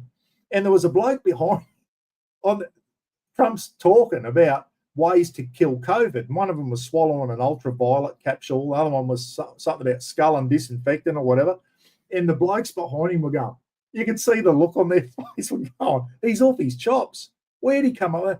And then his press secretary would have to come out and defend this bizarre shit that he was saying. He comes up with some doozies. He comes up with some absolute crackers, and it's entertaining. Every morning you turn the news on, Mike, here in Australia, every morning you turn the news on, it's what's Trump done overnight? What's he said overnight? Who's he upset overnight? He's up everyone, and it's entertaining. It's entertaining. When Biden was in, it was a bit boring. US politics was a bit boring, but now the big orange fella's in. It's A-grade stuff. It's bloody compulsive watching. I love it. And he comes every now and then he comes up with some stuff, and I go, bloody good on you. And other times I go, what planet is he on? So he says some funny shit. I like him. Personally, I like the guy. He's a bit out there. I think he's in his own world. Like, I think he's been brought up in this millionaire's world, and he's a bit out of touch with some things. I think his heart's in the right spot, but I think he really does genuinely love his country. I think he loves his people. He wants to do the best by his people. A lot of Americans don't see that. I just hope everyone gives him a go. I hope a lot of Democrats now have seen some of the stuff that he's done that is benefit, like closing the border, chucking illegal immigrants out, male, female, don't ram all this shit down our kids' throats at school and all this type of stuff. I hope a lot of Americans are middle of the road, not like, it just seems to me America, you're either a Republican or a Democrat. And there's no way in the world, if you're a Democrat, you can even be seen to agree with what a Republican says. Here in Australia, I think we're a bit more, people are more middle of the road. And if the Prime Minister says something or does something stupid, everyone gets up him. But if he does something good, people will go, yep, I agree with that. And that's how I am with them. If they make a good call, I say, I don't care. I don't care what party they are. As long as they're making a good call that is good for the country and good for the majority of people. You've got to make decisions that benefit the majority of your population. And a lot of our politicians are making decisions, talking about our Prime Minister now, that are only benefiting the minority, and it's got to stop. And I think when Dutton gets in, he will come more back to the middle. Dutton's certainly not right wing. He's in the middle of the road. We've got to come back to the middle. We really do. Elbow's too far left. People will say Trump's too far right. Maybe he is. Maybe Joe Biden would have been a good president when he was younger. I think he left his run a bit late. He was just too old. Like, he obviously was not mentally capable. When he started off, when he first got in, I thought he's going to be good, but you could see his cognitive ability decline rapidly after he became the president. And I'm neither here nor there. I just saw he just became, it was like an old man with dementia is the way it looked to me. And it was sad to see. It was really sad to see. And I'm glad that he stood down and didn't run again, because you can't have someone like that in charge of a country. I'm glad the cackling chook didn't get in as well. I'm glad the big orange fella got in. He's making some good calls. He's making some crazy ones too. He's making some that the rest of the world, like Gaza, is sitting back now. Like all of America's strongest allies, Canada, the UK, Australia, New Zealand, all our Western things, the Gaza thing, even all our news, everyone in the country here in Australia, Mike, is just going, what's he on? You can't do this. You can't just get rid of 2 million Palestinians and then take over and turn it into a resort. Like, he's just, I don't know what he's thinking. But anyway, no one seems to know what the answer is with Palestine and Israel. They've been fighting since the dawn of time, and I don't think it will ever stop. It's a shit part of the world, isn't it? It really is. All because of religion, guys. Like, bloody hell. No matter what religion you are, and you have different beliefs. I'm sure we all got different beliefs in the chat room here, and you've got to get on.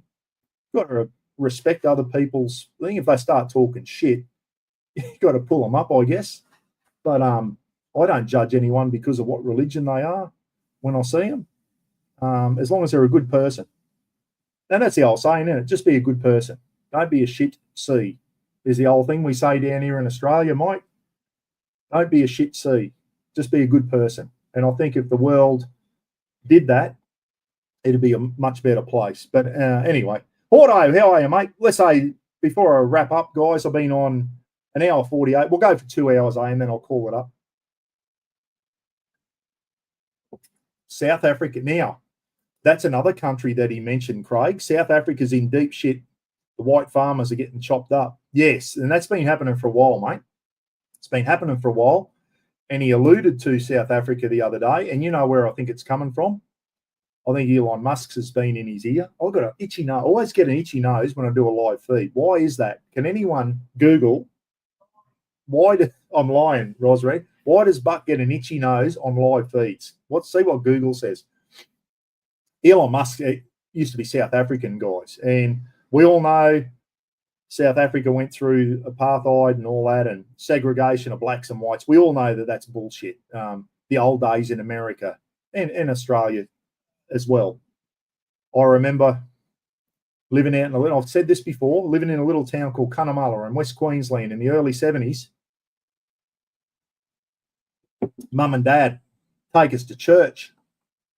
And every Sunday, Mum was religious back then. She'd make us go to church. We used to hate going to church, but Mum made us go, so we'd go. I was only a little kid, me and Gidgy. And on the way home, we'd walk home from the church. It's only a small town. We'd go into a pub. Mum and Dad have a counter meal. Mum and Dad have a couple of beers. Me and Ken would have a soft drink and a meal at the pub.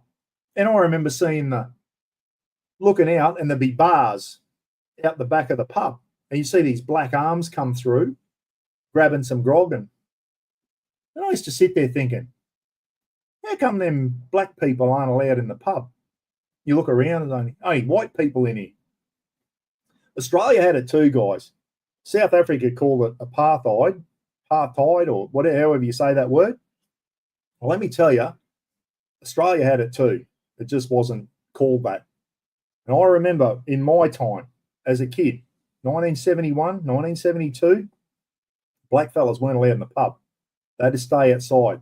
And if they wanted a flag and a wine, back in those days, didn't come in a box with a silver thing.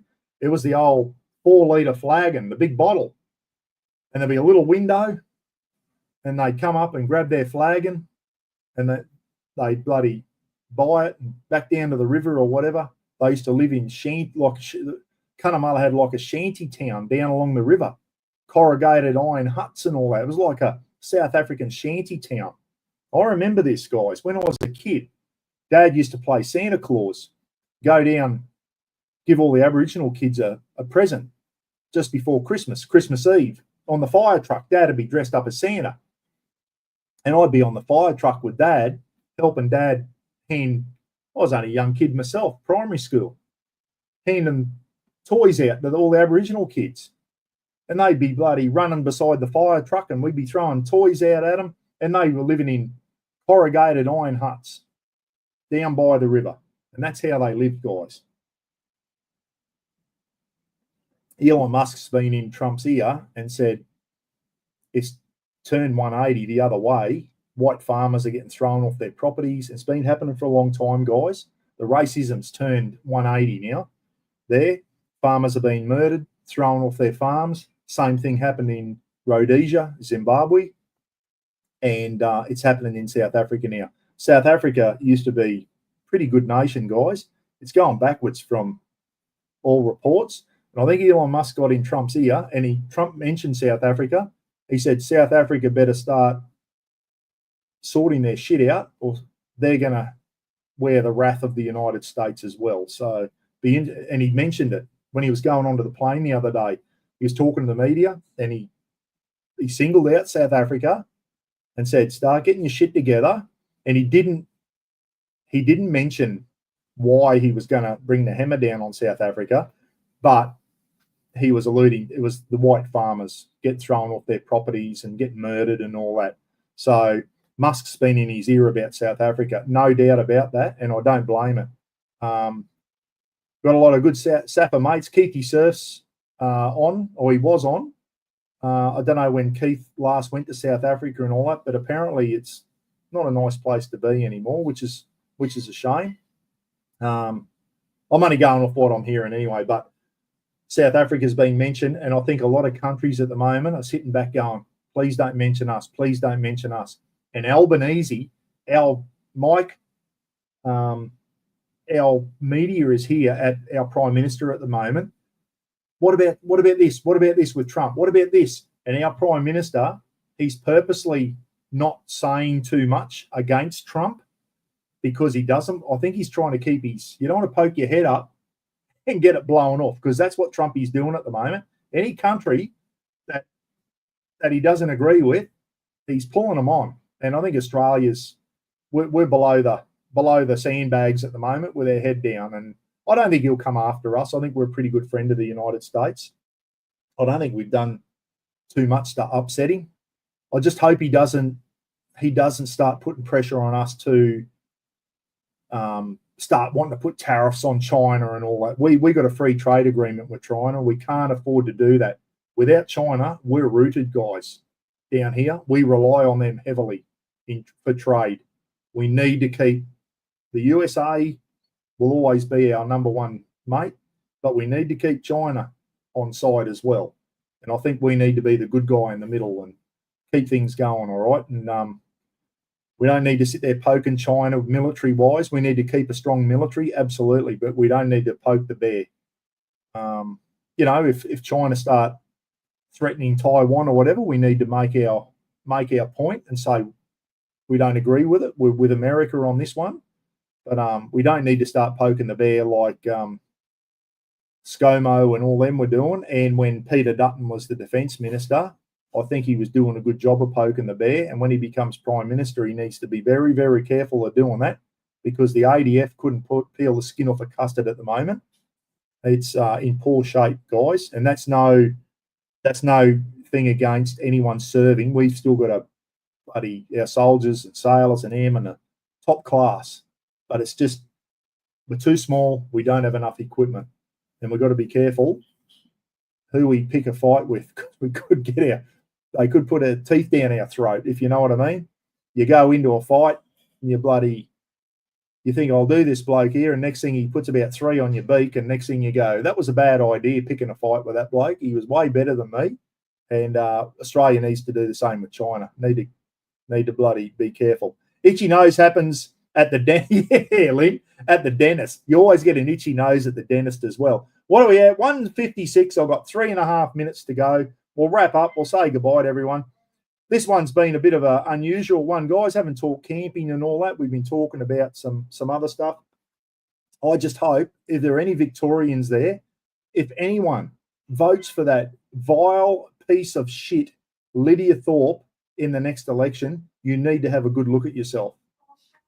Shut up. I've been told to shut up. There you go. She's a vile piece of shit, that one. How someone voted for her, I do not. Don't take a knife to a gunfight. Yeah, that's the other one, Tyler. Exactly right, mate. Someone did that in Townsville the other day, brought a knife to the gunfight, and the coppers shot him. So that's what happens. You wave a knife at the cops, you get blown away. That's how it works. I went very close to doing it when I was a copper here.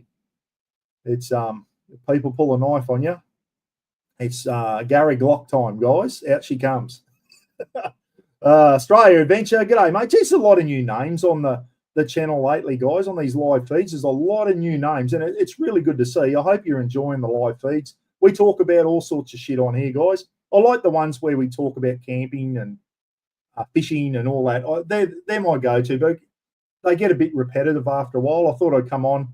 I was going to sit in the shed tonight, have a few beers, and do this sitting in the shed. But unfortunately, it's stopped raining now, but the rain was belting down before, and Starling wasn't. It was cutting in and out, guys. I thought I'll just do it inside so we don't think. Get a banana up ya, Aussie said. Yeah, we got plenty of them here, mate. Don't worry about that. $2.50 a kilo here at the moment, and there are stacks of them. So if you want bananas and chilies, someone said I should do a banana bread thing. If we've got enough flour, I'll make a banana bread for you. Bremer Bay. Oh, beautiful. Over in West Aussie. Janet Johnson, holidaying in Bremer Bay. Bremer Bay and Esperance they're on my bucket list, Janet. I really want to, me and Roz want to get down and look at that. Next time we're in West Aussie, we're going to get down and have a look at Esperance and Bremer Bay. What a beautiful part of the world. Don't know if I'd like to be there in winter time. The beaches look absolutely magnificent. And I think every time there's a top 10 beaches in the world, Esperance rates a mention for in the top 10 beaches in the world. I think Whitehaven Beach down in the Whitsundays always gets in there too. Tassie's got some good beaches. West Aussie's got a lot. New South Wales has got a lot. We got some bloody great beaches. Where's Wanderer's clip? I don't know what the Wanderer's is. He's off to New Zealand soon. Rob, you still on? Wanderer's off to New Zealand soon to try and find a wife, guys. He's going to come back with big Maori lady with the bloody chin tattoo. That'll be Rob's new wife. She'll bloody get him in a headlock and say, take me back to Australia, little boy. I'll marry you and take me back over with you. So that's what we've got to do this year. Try and find Rob the Wanderer a girlfriend, guys. Try and find him a missus. because he's the only one that hasn't got one at the moment. Even Landy Smurfs landed himself a girlfriend, and she's here watching this live feed tonight. Rob the Wanderer is the only one left. Oh, Phil the Maniac. Sorry, Phil the Maniac's out there, but Phil's too busy. He's looking after his mum and that. Phil's too old for girlfriends now anyway. He's older than me, Phil. But the Maniac, the Wanderer, he's only 40, guys. He's still got time. So we need to find him a missus. So if you're single and you're coming to the Camping with Mates thing in September, Rob the Wanderer will still be single in September, let me tell you. So he's available, ladies, if you want him. Alan Northey, g'day, mate. Haven't heard from you for a while. Might need to get that guitar out behind your block and play a tune. Mate, if it come out on the thing, I'll tell you what I've been doing a couple of Tears for Fears songs. And they're sounding all right too, because they've just got basic chords. Shout and Mad World by remember Tears for Fears back in the 80s? Really good British, the two guys, British guys, had some really good #1 hits. So I've been doing Shout, let it all out, you know, that one. And then It's a Mad World. Roz is out in the kitchen going, oh my God. So, yeah, Roz has to listen to it. How's it sound, Roz? How's the guitar sound from your end? Oh, she couldn't hear a Netflix because of my guitar playing, so she wasn't happy with me, everyone. Yeah, she knew what song I was playing, so that's a start. If it actually sounds like the song, I'm happy with that. If I can strum a guitar and it actually sounds like a song, that's all I want. I'm never going to, because tomorrow I'll forget the chords. And tell you another one I was doing for a while, and this is what I wanted to talk about tonight. Might leave this for another live feed. One of my favourite ever songs is Old Man by Neil Young. Old man, look at myself. I'm a lot like you were. If you know that song, absolutely brilliant song. I was doing that on the guitar recently, and it was starting to sound all right. But as soon as I go on to another song, I forget how to play that song. Like, I just can't remember the chords. But Andy Richards is on up in the mother. Don't play. Andy saying don't play the guitar, but whatever you do. So band to the shed, Mike. Yeah, exactly right. What I wanted to do one night, and I would love to, and you can't do it because of bloody copyright. Remember I wanted to do some of the funny comedy shows on TV from the 70s and 80s and have a big comedy night. And I got, got copyrighted and whatever. I wanted to do the same thing with music. And I wanted people to think, what are your top 5 songs ever that have ever been made? And I don't know, I can't think of my top 5, but I reckon Stairway to Heaven's got to be in there by Led Zeppelin. I think Hotel California by the Eagles has got to be in there. And I had another one, and I can't remember it now. I'll do that on another live feed, and we'll get everyone's comments in there. Some of the songs that are just classics. Oh, California Dreamin' was the other one I was thinking of by the Mamas and Papas. That is a classic that will, in 50 years' time, when we're not here, guys, those 3 songs that I mentioned, and there's probably a heap more, will still be going. People will still be listening to them. They will never, ever get old. Stairway to Heaven, classic. Hotel California by the Eagles. California Dreamin', the Mamas and Papas. We'll have a night, next live feed night, favourite song night, and we won't be able to play them because of copyright, but in the thing there, people can come up and we'll have some polls or whatever, and what's your top 5 ever songs ever. You're the Voice, Johnny Farnham. Yeah, for Aussies, Landy, for Aussies, that'd be up there. Top 5 Australian songs, absolutely. But a lot of the Americans and the Poms, oh, that was close. Their power nearly went off. The computer just flickered then. You see that, Roz? Oh, that was very close to going. That I might have to end her up soon. There must be a bloody storm still around. That was very close to losing it. Yeah, so but there you go, Mark. Yes, that's got to be in the top 5. Bohemian Rhapsody by Queen. Absolutely. Lincoln Park's one of my favourite bands. Who said Lincoln Park? In the end, yeah, don't know. Landy, don't know if Lincoln Park would be in the top 5 ever, but they're certainly one of my top 5 favourite bands. I love Lincoln Park. Chester committing suicide. That was really sad.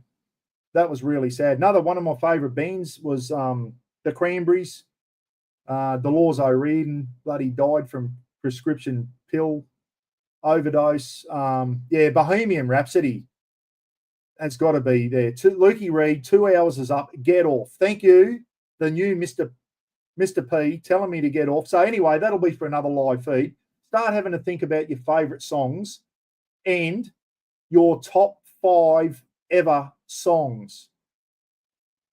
Is there an Elvis one in there maybe? Is there a Beatles one in there? I can't think of one. Jailhouse Rock maybe by Elvis. I think Hard Day's Night by the Beatles. They've got to be in there somewhere, haven't they? But I think Bohemian Rhapsody, absolutely. And I'll tell you who I'm getting right into. I wasn't into him earlier on, is David, but now he's gone. David Bowie.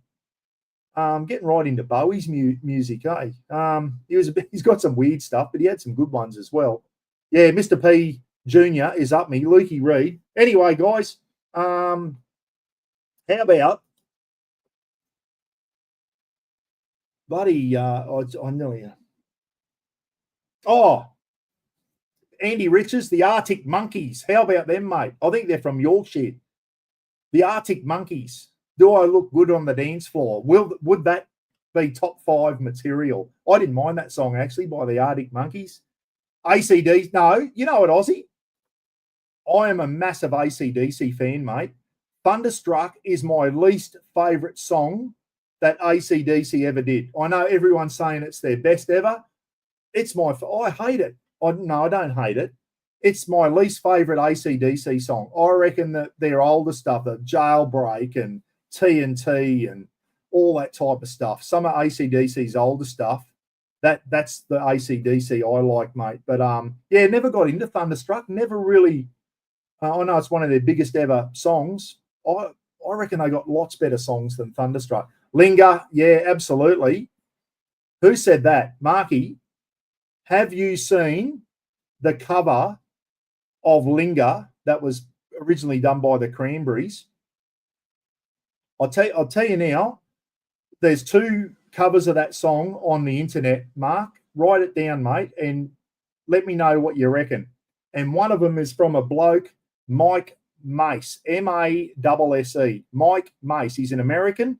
He just sings in pubs and clubs. And he's on YouTube. Have a look at him. Mike, M-A-S-S-E. Mike Mace, Linger. And he's got a female that sings with him. Very, very good. The best cover of Linger is done by a couple of young Aussie lads called Royal Otis. Royal Otis. Royal is the guitarist and Otis is the singer. Unbelievable. If you have not heard that cover, Mark, Linger by Royal Otis. R-O-Y-E-L. R-O-Y-E-L-O-T-I-S. Anyone? If you like that song by the Cranberries and you haven't heard Royal Otis sing it, put it into YouTube after I finish in a couple of minutes. Linger by Royal Otis, R-O-Y-E-L-O-T-I-S, 2 words. And Mike Mace, M-A-S-S-E, Linger. He does a very, very good one as well. Very, very good. But that one by Royal Otis, does anyone know the one I'm talking about? Unbelievable. Unbelievable cover. The voice on that young fella, they're young Sydney lads. The voice on him is unbelievable. Red Clay Strays, Wondering Why. Jennifer, I've never heard of them. Is that a band? I've never heard of them. Anyway, we'll leave that for another live feed, guys. I reckon that'll be a good one. We'll all talk about our favourite songs, our favourite bands and all that type of stuff. I reckon that'd be a good subject, good positive subject. I know tonight was a little bit negative. Just talking about current issues in the world at the moment. I agree with some of the shit going on. I don't agree with some of the other stuff. But at the end of the day, let's see what happens. See what happens with this Gaza thing. I don't think it's going to get off the ground. Surely it can't. It can't. But anyway, 2 hours. I'm over 2 hours. Lukey Reed will be throwing shit at his computer and his TV because I've gone over 2 hours. Good night, everyone. Enjoy the rest of your weekend. Thanks for tuning in tonight. We got 150 on. Wow, I wasn't expecting that. I'll do a actually maybe the shed. Maybe my next one can be in the shed if it's not pissing down rain. I'll do it via Starlink. I was going to do that tonight, sitting in the shed, having a few beers, which I'm going to have to get a new one because that one's, well, that's not too bad. No, that's still drinkable. I'm back on the yellow cans, everyone. Back on the 4X Golds. It's not too bad. It's not the best beer in the world, but it's okay. It was cheap, 55. It was either that or ton beer. That's about $3 a carton, ton. It's worse than VB. If that's possible, ton is worse than VB, I reckon. Yeah, so I might do one from the shed, and we'll talk about our favourite bands, our favourite songs. Have a think about what are the top 5 songs ever. I reckon Led Zepp's got to be in there. Hotel California's got to be in there. California Dreamer, 2 California songs in my top 5. Have a think for the next live feed. And does Elvis rate a mention? Do the Beatles rate a mention? The Rolling Stones are in there maybe. Satisfaction or Creedence Clearwater, are they in there? Who knows? We'll do that next live feed. Enjoy the rest of your weekend. Thanks for tuning in. And enjoy the rest. Bloody, I said that before, didn't I? Shut up, Buck, and get off. See yous. See you, Lukey.